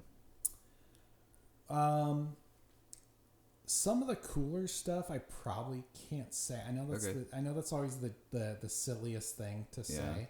But I would say non-specific. We're really trying to do more productions in Spokane that are of Spokane creatives. Z Nation was a bridge where it was a production. It went for 5 years. So it was a way for Spokane creatives to start at the bottom, and several Spokane creatives were able to step up. So now we're at a position where the next TV show that comes to Spokane, there's no reason that the writers and directors aren't from Spokane. And Washington upped their film incentive, and part of that incentive is keeping more Washington residents in creative roles. So if there is another Z Nation, whatever that is, it's going to involve more Spokane people in key positions. That's what the most important future is. The same way that in Vancouver, BC, they're not bringing all their directors and writers from LA. They're using Vancouver-based directors. Logistically, it's to get incentives from the film program, but also they're just there and they're trained. You know, we have trained people in creative roles here, so we can step up to those positions for whatever the next thing is. So that's what I'm most excited about, is whatever the next projects that happen. Ideally, the next big project is going to be more kind of Spokane based. Cool. Yeah. Have you done any hunting or fishing shows? No, I never have actually. I mean, I'm sure. I know that's it's not a hunting show, but I was on something where we went out and did some hunting as part of a production. but no, I haven't. Cool. Now I kind of want to. Yeah, that's been one of those niches I found on YouTube that just gets the views. That's that primal thing of hunting. And well, I was really spoiled. My first hunting show with my cousin, because I just filmed it. I just want to film it with an iPhone, and I edited it all together. And that was a really cool experience for me because I got to stalk the person stalking the game, and then it just to capture that on film was really cool. But I take it your guys' company, you just get whatever comes in on an email and you just pursue it, and you think this is a new challenge, and each one is a new challenge that you're gonna have to go. And so, have you ever had to bring in outside editors, or do you just feel that because I mean, typically it's kind of working within the community of people we have, but that does change over. So like we have more or different editors now than we did 10 years ago, but it's like a, it's a network. So in the sense of, if we're working on something, I kind of know the people who are editors in the area and who I would pass something off to. It really just kind of goes on like everything's kind of budget based and production size based. If something's coming through an agency, like an advertising agency, they're going to have their editors kind of already in their wheelhouse, and they're going to just kind of hire you specifically for what it is. But I've done commercials for like the parks department, where they just hire me just to kind of do everything. Because it's like a simple thing. They're like, hey, we need someone to, get this footage, get this interview, and then package it all together. But whenever you can involve more people, it's always better. But it's not often that I just need to like scramble. Actually, it's never happened that it's like, oh, I need to just find a freelance editor. Typically, a little bit in advance as you're starting the production, and you kind of handle that before you film anything. Yeah, I was thinking about something when you were talking about the last YouTube thing. The thing I want to know that I have no sense of is, and nobody really talks about it, is the economic model of YouTube. In the sense of, we always hear about someone like Mr. Beast, who like is making millions of dollars or tens of millions of dollars or whatever. But if someone wants to do a hunting show and you want to put some time and production into it, and you're going to kind of regularly put out episodes and stuff like that, I really wonder what the economic model is, because I know there's a world where like you could do a hunting show and you could be sponsored by like a rifle company, and you could use that rifle, and during your video you could do an ad for the rifle, and you could have clickable links for it, or whatever it is. It could be a jacket, it could be a hat, it could be whatever. I really want to know what that model is, because not just because I'm interested, in the sense of like, does someone do one of those videos and they do one a week, and it's like, is each video bringing in like $6,000 or $10,000 or whatever? Are there some videos that bring in no money, but another one brings in like $10,000, or another one brings in like $80,000? I really don't know anything of that. It's really kind of, nobody ever talks about it. Whenever you're talking about movies, like mainstream movies, people always say like, this movie cost $50 million and it made $400 million at the box office. They'll say that kind of stuff, but no one ever says, this YouTube video made $40 million. I don't know. I'm curious. Yeah, how do you quantify influence as a business model? Yeah, because the other thing that happens to me is, so many people come to me and they're just like, we want to do something and we want to make it go viral on YouTube. And it's just like, you're like, well, what do you mean by viral? You want to like do as little as possible and have as many people watch it? I think that's what they think. They think they can just do something and it's just going to become the biggest thing ever on YouTube. And there's no way to really plan that. But if you want to launch a hunting show on YouTube, in my mind, it's like, it might most likely it'll never make money, right? But what are the key factors to make that profitable?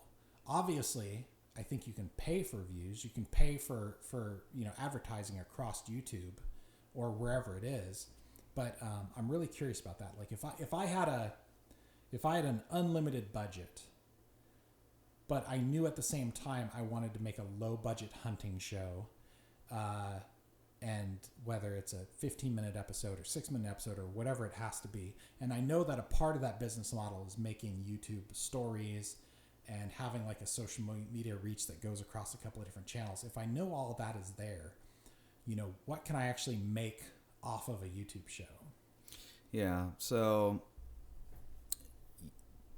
one, your show has to match search intent. Yeah. And be relevant and be of quality. But my biggest thing I've found, and I don't make any money on YouTube, but one guy wants to monetize, but he wants to monetize through views. So you get $5 American per 1,000 views American. You get $1 American per 1,000 views foreign. Okay. So you can get paid from the views if you're with the YouTube partner program. Okay. And that would be assuming that, you alluded to it, just because you make an Oscar-winning freaking movie doesn't mean you can get people to click on a damn link. Yeah. And so if you hit all the wickets of being on the YouTube partner program, so you have to have at least 1,000 subs, have some odd hours of watch time and all this other stuff, then you can start applying to be monetizing. They're just going to run ads on yours. Yeah. And you'll get paid for the ad, for the views, because the views are real. Yeah. The views in TikTok are bullshit. And the views in a lot of other ones are bullshit, but the views are real. Yeah. It's like, if you can really pull these views, we'll give you $5 American for 1,000 views American. Yeah. So you can make money off views. You can make money by doing affiliate partnership programs such as Amazon, or ClickBank is the other one. So if I had a hunting show, I'd go to ClickBank and I look for Winchester's doing a thing, or Remington or whatever, and I find those, and I find that product that they're selling, and I say, hey guys, today we're going to be using Winchester shotgun shells and Winchester blah blah blah. Click the link in the video description. Right. And that's the only way I can think of how to make money. A lot of people on YouTube are just full of shit. They aren't making that money. They're just they're full of crap. Yeah.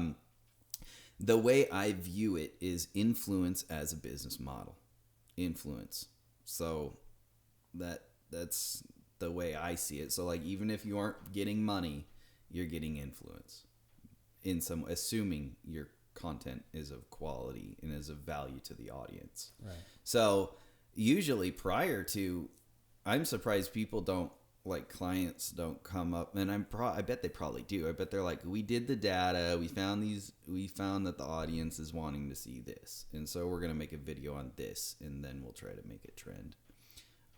But yeah, there's a lot to be said on. Well, I think of the YouTube channels that I watch. Mm-hmm. There's really just the two that I mentioned earlier, where it's there's the guy in Japan and the guy in Canada, and they just ride trains. Mm-hmm. The guy in Japan, I think it's called, I'll shout him out because his videos are great. I believe it's Kuga's Travels, Kuga. He just rides trains all across Japan. He never talks in the videos. He just has text on screen. They're so satisfying to watch. But I want to say every video he puts out there probably gets hundreds of thousands, if not millions of views. Mm-hmm. I get that there's definitely a feeling he's not really putting much into this aside from buying a train ticket.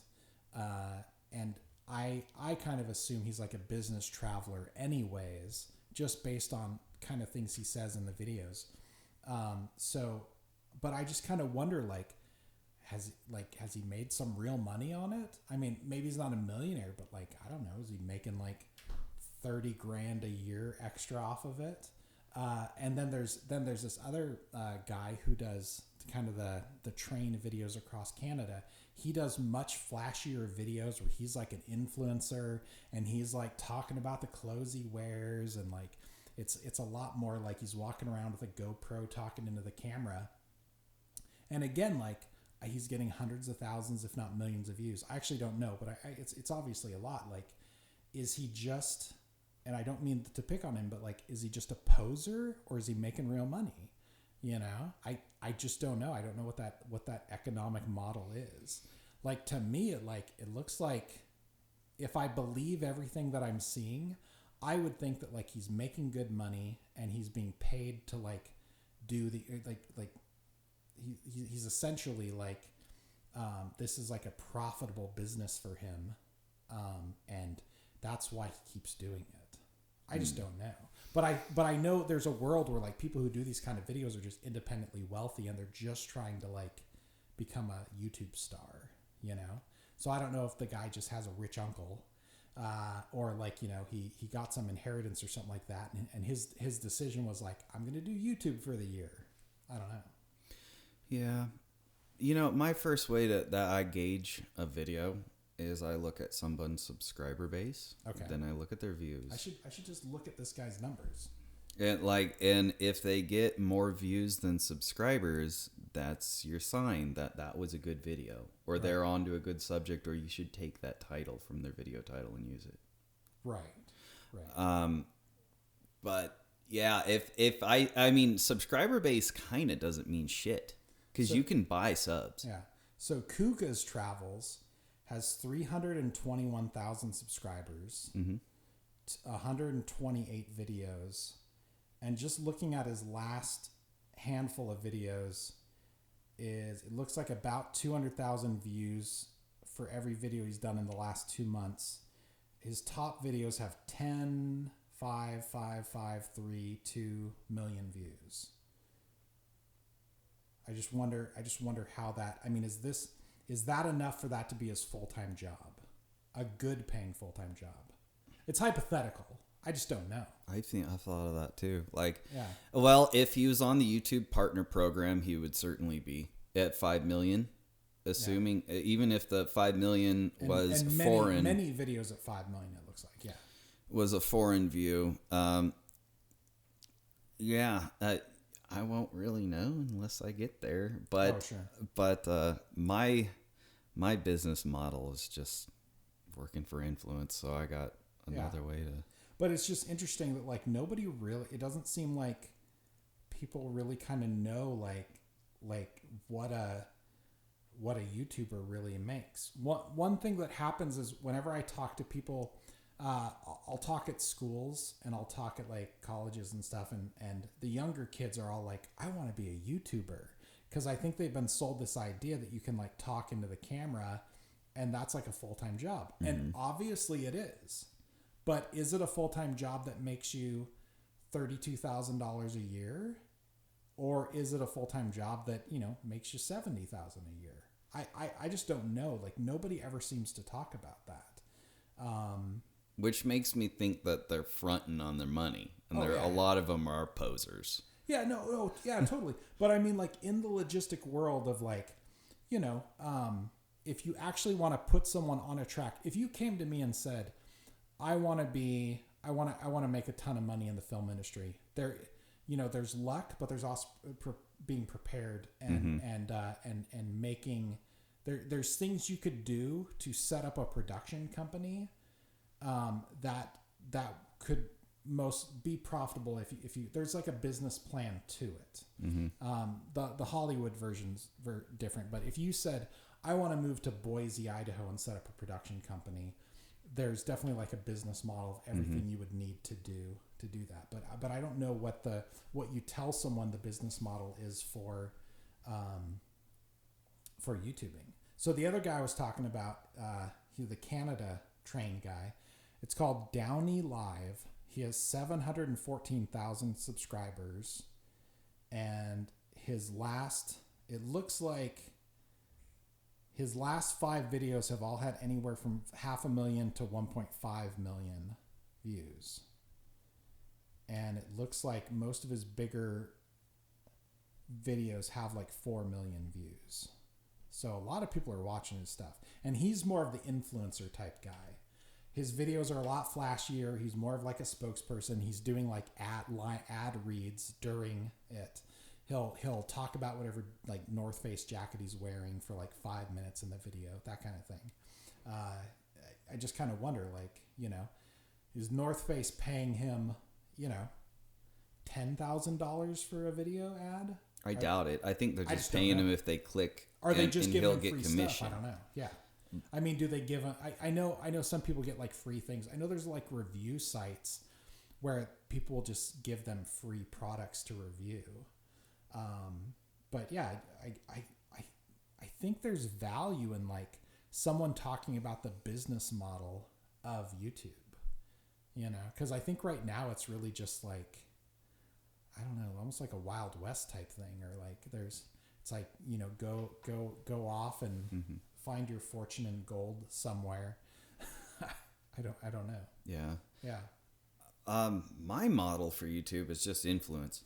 Yeah. That's it. I have no intent on making money. I just to grow the knowledge of the people, and I found a way to make videos trend. Yeah. So that's what I do. Yeah. But I mean, there's certain tiers of virality. So anything under 10,000 views, that's within the first tier of virality. And then it's a tiered system. I have it, and when I mine through the YouTube video data, so I mined over 1 million rows of the trending. There's this rich guy somewhere in India who's buying all the data because it costs money to pull from Google. Okay.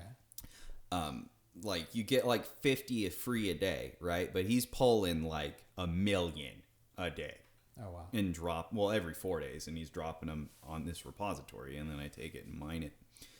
And yeah. And so in that, I learned that there is certain tiers of virality. And here's a pro tip. You can weaponize a YouTube network. If you have a network of people, you can weaponize it against somebody else. Oh, sure. By the dislike button.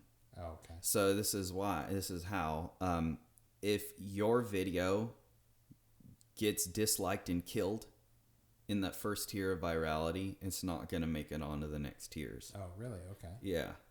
And yeah, I have the data to prove it. Like I did a whole video on it, but how? So if I have a video, you can ultimately pay for views, right? That's still a thing? If I just want to. If you want to promote it, you could pay YouTube to get it put in front of other people, or you have to convince the machines to put it in front of other people. Okay. And that's kind of part of the data mining thing? Yeah, literally. So that and my digital network, my digital paper route that I have. What's an example of, and you don't have to give away anything if it's a trade secret. It's not, there's no trade. Yeah. Everything is open. What's an example of like, what have you gotten to like go viral?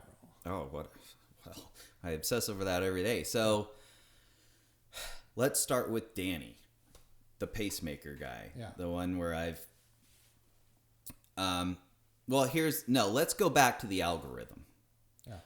The algorithm, YouTube promotes the highest engagement for people who use the topics how to, science and tech, and education. Okay.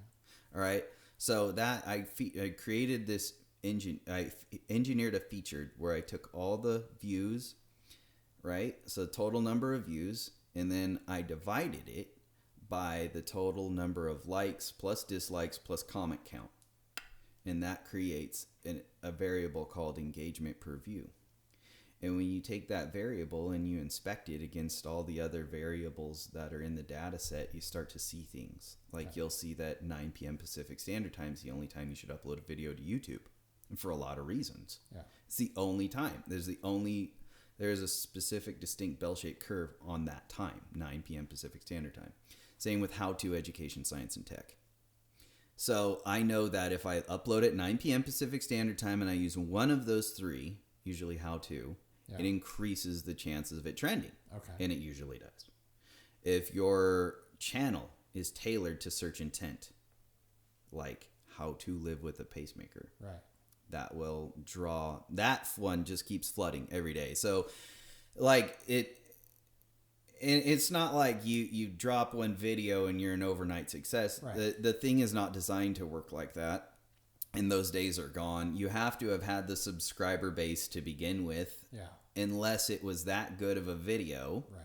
Then you can and it'll see, okay, within the first tier of virality, it instantly hit 10,000 views within the hour. So we're going to promote you to the next tier, then the next tier. And then there's other ways you can convince the algorithm to put it in front of other people, and you already mentioned it. You just didn't realize it.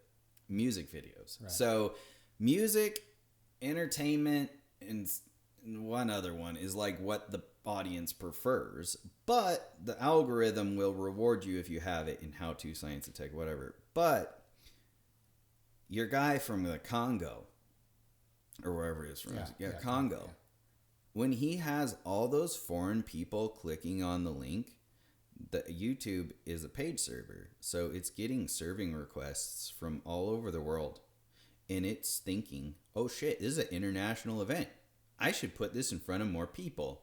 Sure. And it does. Yeah. Okay. That makes sense. Yes. So his next music video should be called How To something. Maybe. Yeah, I can look up the keywords right now. I mean, how to... I mean that kind of as a joke, but literally. So I'm thinking like one of the things me and my friends have always done is every Halloween we try to do a fun little Halloween short film with our friends. And then you put it out, and sometimes it gets like, again, anywhere from 500 to 10,000 views, right?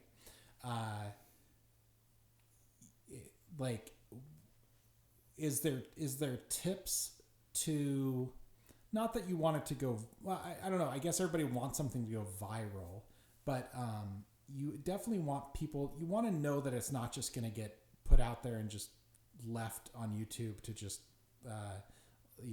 for no one to ever watch it. But, would I logistically, if we did a Halloween short film, would we get more views if we titled it How to Have a Halloween Party? How to Handle Halloween Marketing 2023, 2024. That should be the that title will. of it?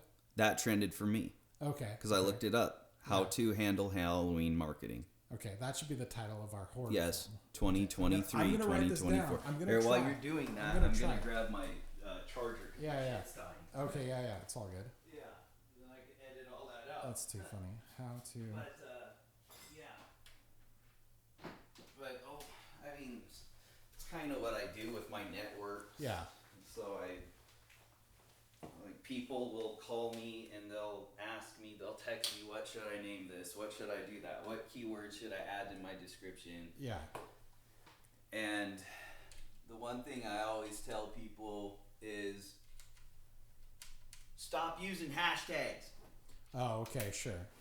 People don't realize that, but when you use hashtags, you're actually screwing yourself over. Oh, now why is that? I'm just curious. Okay, that's a good question. Yeah. So I did a whole video on it, but I'll break it down. You're not meeting search intent. Yeah. When you go out and you walk your dog, right? And you're like, or do some major freaking production for dogs or whatever. Yeah. Like where it's like, and you go and you title it, petting my dog something. Instead of making it practical, like what did you do with your dog? You say, I walked my dog. How to walk my dog. Instead of putting how to walk my dog in Spokane 2023 with a location and a date, which makes it more relevant and authoritative. But instead what they're doing is dog life, hashtag dogs, pet bones, pets, and then they see all the other things and they see these numbers next to them and they just start adding them. Yeah. And the thing is, nobody goes to the search bar and types in any of that shit. Right. You're going to type in how to walk my dog 2023. What is the best dog food? What dog food is blah, blah, blah. And so you got to think about how does the audience ask that question. The hashtags were designed from people in Twitter, lazy programmers in Twitter that need people. Everybody has the same issue of people just posting ghosting. Yeah. So what they do is they just post a link. They add no context to it at all. A computer cannot see a picture. Sure. It doesn't know what it's seeing. Yeah. All right. So you have to explain this. Me and my dog, German short hair, out walking, this place, this time. The more details you can add in a coherent, grammatically correct sentence, the more it's going to be seen. So when you type in things into the search bar, the first thing that's happening is this thing called natural language processing.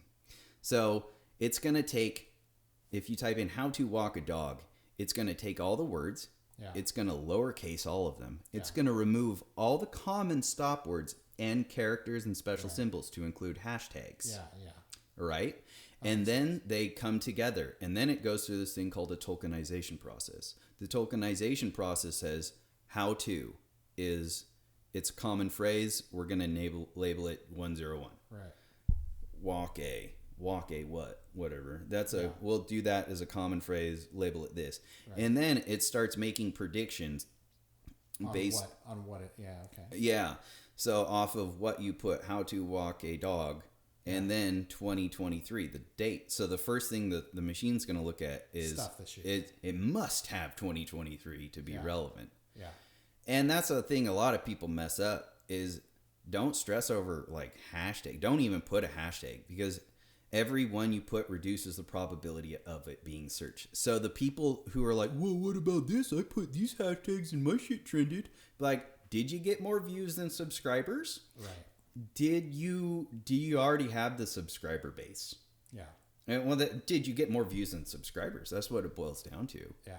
But so that's where the hashtags came from, and then they became catchy to try to get people to optimize, trying to train the user to optimize the search engine for them. Yeah. And it went wrong. So you just got a bunch of garbly shit everywhere that's not relevant, and every time you see all those hashtags, it's no good. I mean, at most maybe 2 hashtags. Sure.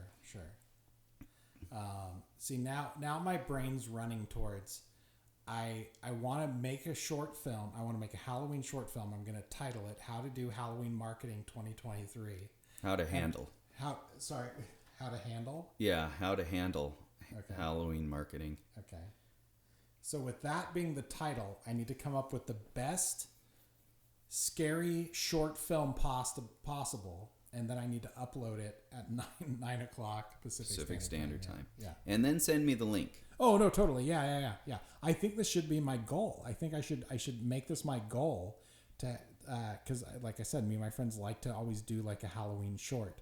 So I'm starting in my mind. I'm starting to like think of like what it could be. So it's funny because Nick Allard and I had the same conversation. I was like, really? I want to make a low budget horror film, and I was thinking like the prop man and went at you or some like thing. Yeah.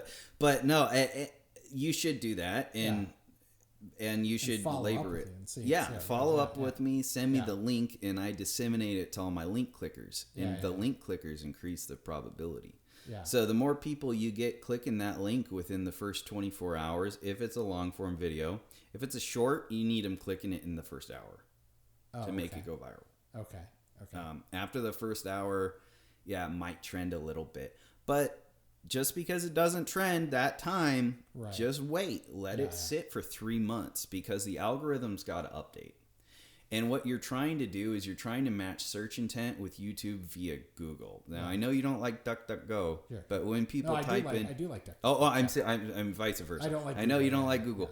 But when you type in, like, how to handle Halloween marketing, and that's where I find it is from Google, is I go to Google, I type in Halloween, right, and I go down to the featured snippets. This is one way to get it, and I look at those common questions. Just because I thought of it doesn't mean everybody else is generally thinking of that question in that way. And in fact, the data is saying through the featured snippets, people are generally asking it this way. Yeah. So by answering the question to the audience in that way, you post it to YouTube. Usually the first thing that should be served, if you're running Google Chrome, is going to be the YouTube video answer, and generally the shorter YouTube video answer.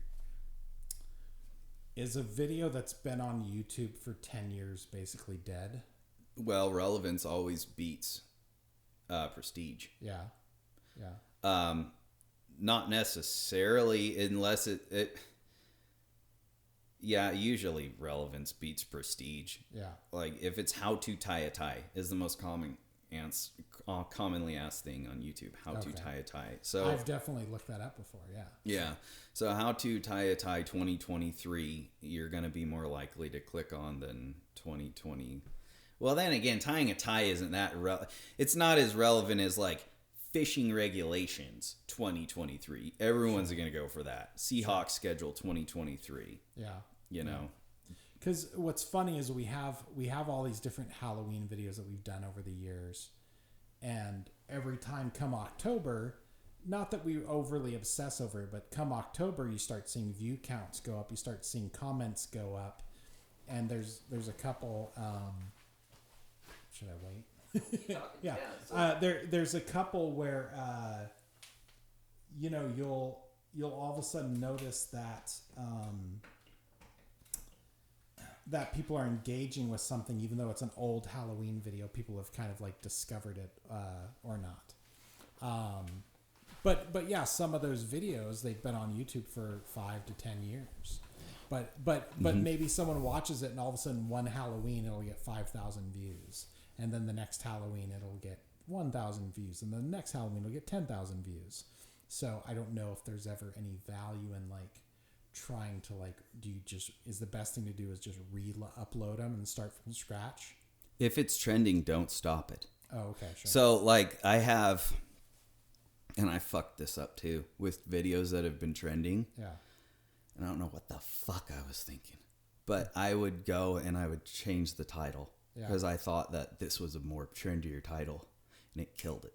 Oh, really? Sure. And so if you notice after the 3 months, right? So you upload it with the title, let it sit 3 months. Allow Google's algorithm to sit 3 months. So if you're going to do an October video, you should do it. You should have done it. Before. Like, yeah, but the sooner the better, right? And so I always just assume that 3 months for Google to update. Right. And then if it doesn't start trending more, change the title. Okay. And then wait. If it doesn't trend, or if it trends a little bit and you think the title's good, change the thumbnail. Right. That's what Mr. Beast does. Okay. And that seems to be the most efficient way. But the shorts, though, I have found you can, if it didn't trend, but you know it's good, delete it, re-upload it again the following night at 9. Yeah. Because you never know what's going on. I mean, the YouTube audience is like, there could be something that went out that night on Amazon, like some... Yeah. Thing came out and everybody wants to do that, or Super Bowl Sunday. Yeah. Sunday nights are always the best. Sunday at 9. Oh, really? That's like prime time. It's when the Sunday neurosis hits. Is Viktor Frankl, this guy? Yeah, he talks about the Sunday neurosis. So like, oh, I gotta go to work on Monday. Oh, I gotta get my last bit of happiness into my mind. Yeah, that's interesting. Mm-hmm. That's gonna be my challenge. My challenge is gonna be to quickly do a Halloween short with the title "How to Handle Halloween Marketing 2023." Yeah. The one I did, it was just one for my sister where she sent me, my niece got freaked out by one of those like Grim Reapers, and she was like small. And she just screamed at it back, and it was kind of funny. Yeah. But the title with that made it trend. Yeah. So that's a good title. Well, one of the things we didn't talk about is there's a lot of film challenges and timed film festivals. Spokane has the 50-hour slam. Typically, there's a lot of the film festivals that are like titled like the Seattle 48-hour film festival or whatnot, or the Phoenix 48-hour film festival. What you basically have is they give you criteria that you have to use to make a completed short film within 48 hours. And in Spokane's, it's 50 hours. So in Spokane at the 50-hour slam, there's a kickoff where they give you criteria. It's always secret criteria, and nobody knows what it is. And that stops people from making the film like before the weekend of the event. And then you have to write, shoot, edit, and deliver a 3 to 6 minute short film that then gets judged and is shown at a festival later. And there's many of these, and there's many international ones.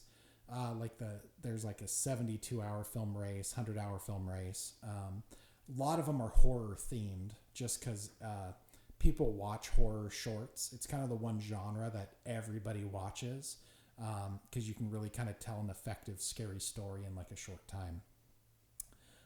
And that's a big thing.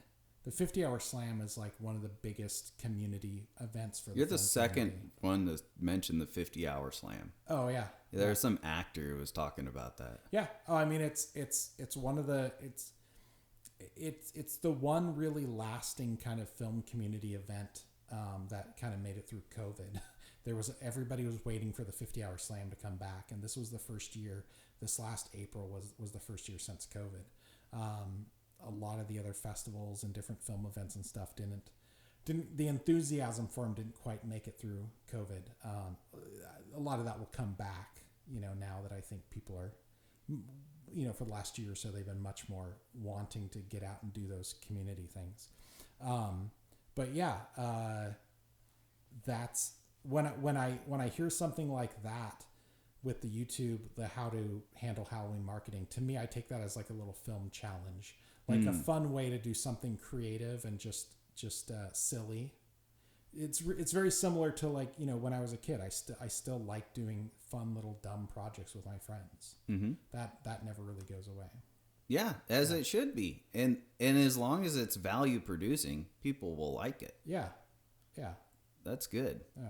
That's good. The 50-hour film festival. I wonder, where do they show the films at? They show them at the Bing Theater. Yeah. Okay. So the event, the filming weekend always happens like first weekend in April, and then the event is usually the second weekend of May for the actual screening. And then those films typically kind of like, there's a couple other film festivals, like there's a Spokane Film Festival.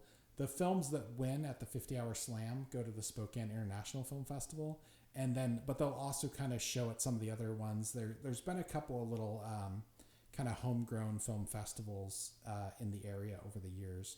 There's been a comedy film festival at the Garland a bunch. There's just even like another Northwest Shorts Film Festival that is at the Garland or the Magic Lantern.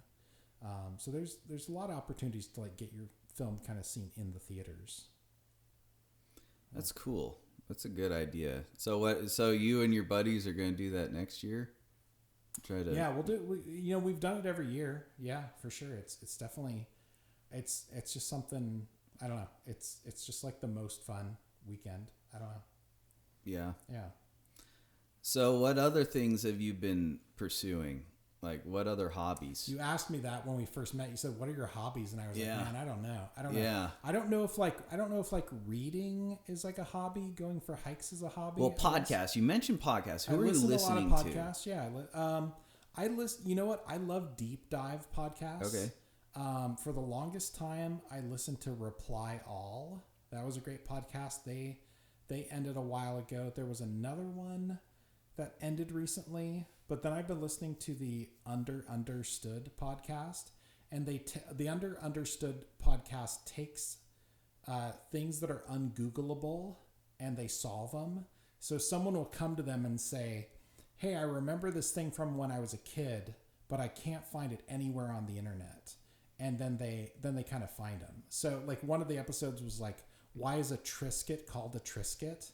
Because nowhere, anywhere, like on the Triscuit's website, do they actually like talk about like why it's called a Triscuit? That's a good point. Reply All always did a lot of great like deep dive things into technology. Mm-hmm. They were the first one years before, and we don't have to dive into this, but like they did like an episode on QAnon like long time ago, like in like 2017 or whatever it was, maybe 18. They'll do these like these more like maybe internet based like podcasts. And there was this other one, Heavyweight. Heavyweight's another great podcast, although I don't think they're making new episodes, but you can go back and listen to all the old ones. But they'll kind of like take these simple stories and do like a deep dive into them. Those are the ones that I really kind of like. And yeah. Okay. So are they longer form? I mean, they're all like 45 minutes or so. Okay. Yeah, minimum probably. I mean, there's some of like I guess there's always a few of those like Mark Maron podcasts. I like those. Sometimes those can go for like 3 hours, but I'd say mostly like 45-minute episodes is kind of, I think, the sweet spot for podcasts for me. Yeah. It's interesting, like, because I've obsessed about this, and I've listened to podcasts, too many. We're making one, and I've always thought of that. What is the right time for a podcast? What is it to where you're able to keep their attention? And I think of it really boils down to the guest. Well, and I guess I should I forgot to mention Dan Carlin. I love Dan Carlin's Hardcore History. Yeah, those are the ones. That's the podcast that I always pay for. That's the podcast where, like, at the end of the show, he says, like, send your money to me. I always send him money every single time because he puts so much time and effort into those. I'm like, I think every episode he does is worth $5 directly, just Venmoing it to him or whatever. I don't know. He does that or PayPal or whatever it is. Like, there's another one called Tides of History that I think is equally good in a lot of different ways. I believe it's Patrick Weinman is the host and the writer of the episode. He does them a lot more frequently. And the best thing that he does is he starts every episode, like if he's talking about like the fall of Rome, he starts by saying like, your name is Igor and it's the year 705 AD and you see a fire out on the horizon and this is just the beginning of the fall of Rome, like that kind of thing. He puts you into the character. He puts you into the character, and sometimes they're real people. Sometimes they're like kind of based off of like something. But he's always like telling you like the story of the perspective of the person who's there. And he did this great. He did a really great episode where he just talked about the fall of Rome, and he talked about how like where you lived at the time depended on when the fall of Rome was for you. I always thought that was interesting because he said like no one. This was a great little history tidbit. He said no one lived to see the fall of Rome because it was a progressive thing over like 70 to 100 years. So anyone who was there for like when Rome stopped being a state where they lived, for their entire life, it wasn't really a state, and then it just stopped being what it was. Nobody lived from the height of Rome to the fall of Rome. One of those kind of things. That was kind of cool. But he takes you in. He'll kind of place you at different areas. So like the Western Roman Empire, just was so different. Just was a totally different experience than if you actually lived in Rome. And then he made the point he said like, for people who live in Rome, the Roman Empire never fell. It's still there. Like it's Italy now, but it's still It's a good point. It's interesting. He's very good at like telling stories that kind of put you in history. And he's very open to like the flaws of history and the flaws of storytelling. And I think Dan Carlin does that really well too. And Dan Carlin's someone who like, he'll do 15 hours on, the Pacific battle. I enjoyed that. Yeah. So, I mean, that's something where it's like, I'll go for a 2-hour walk with my dog and not even finish the episode, or a hike with my dog and not finish the episode, and just kind of and some of those I revisit too. There's been a handful of those where I've saved them and gone back to listen to it, even if it's 15 hours. Yeah, the ability to storytell is a trade that people overlook. Yeah, but it's a powerful one, because a quality storytelling guest, even if he's a bullshitter, is more entertaining than, there's an entertainment value. And when you help people learn, when they learn and they feel entertained, that's a real value creating thing. Oh, totally. Yeah, man. So, we've almost been going over 2 hours, 40 minutes. So, is there any, where can people get a hold of you? Oh gosh, I don't know. I don't know if I want to give my email address. Okay, that's fine. No. I know. Well, like company website you or something. You can Google. I guess you can Google my name, Shaun Springer, SHAUN, or you can Google my entity is Slothberg Productions. Okay. You can find that. I'm fortunate that typically somehow people do find me, but I'd say if anybody's listening to this and wants to be involved creatively in the community, let's do it for sure. You never know. Like if you're some random person in Hollywood and want to break into Spokane, right? You're listening to this. Yeah. Hey. Yeah. You never know.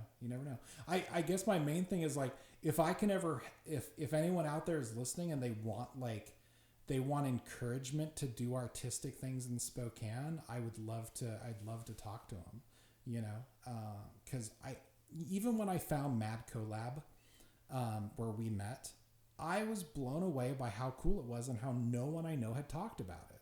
And they'd been around for 2-3 years now. Yeah, I didn't realize that either. And it's such a cool place, such a cool organization. The people running it are great. I know they've recently just kind of expanded to some co-working spaces, which is super cool too. Mm-hmm. I know people who are looking for co-working spaces.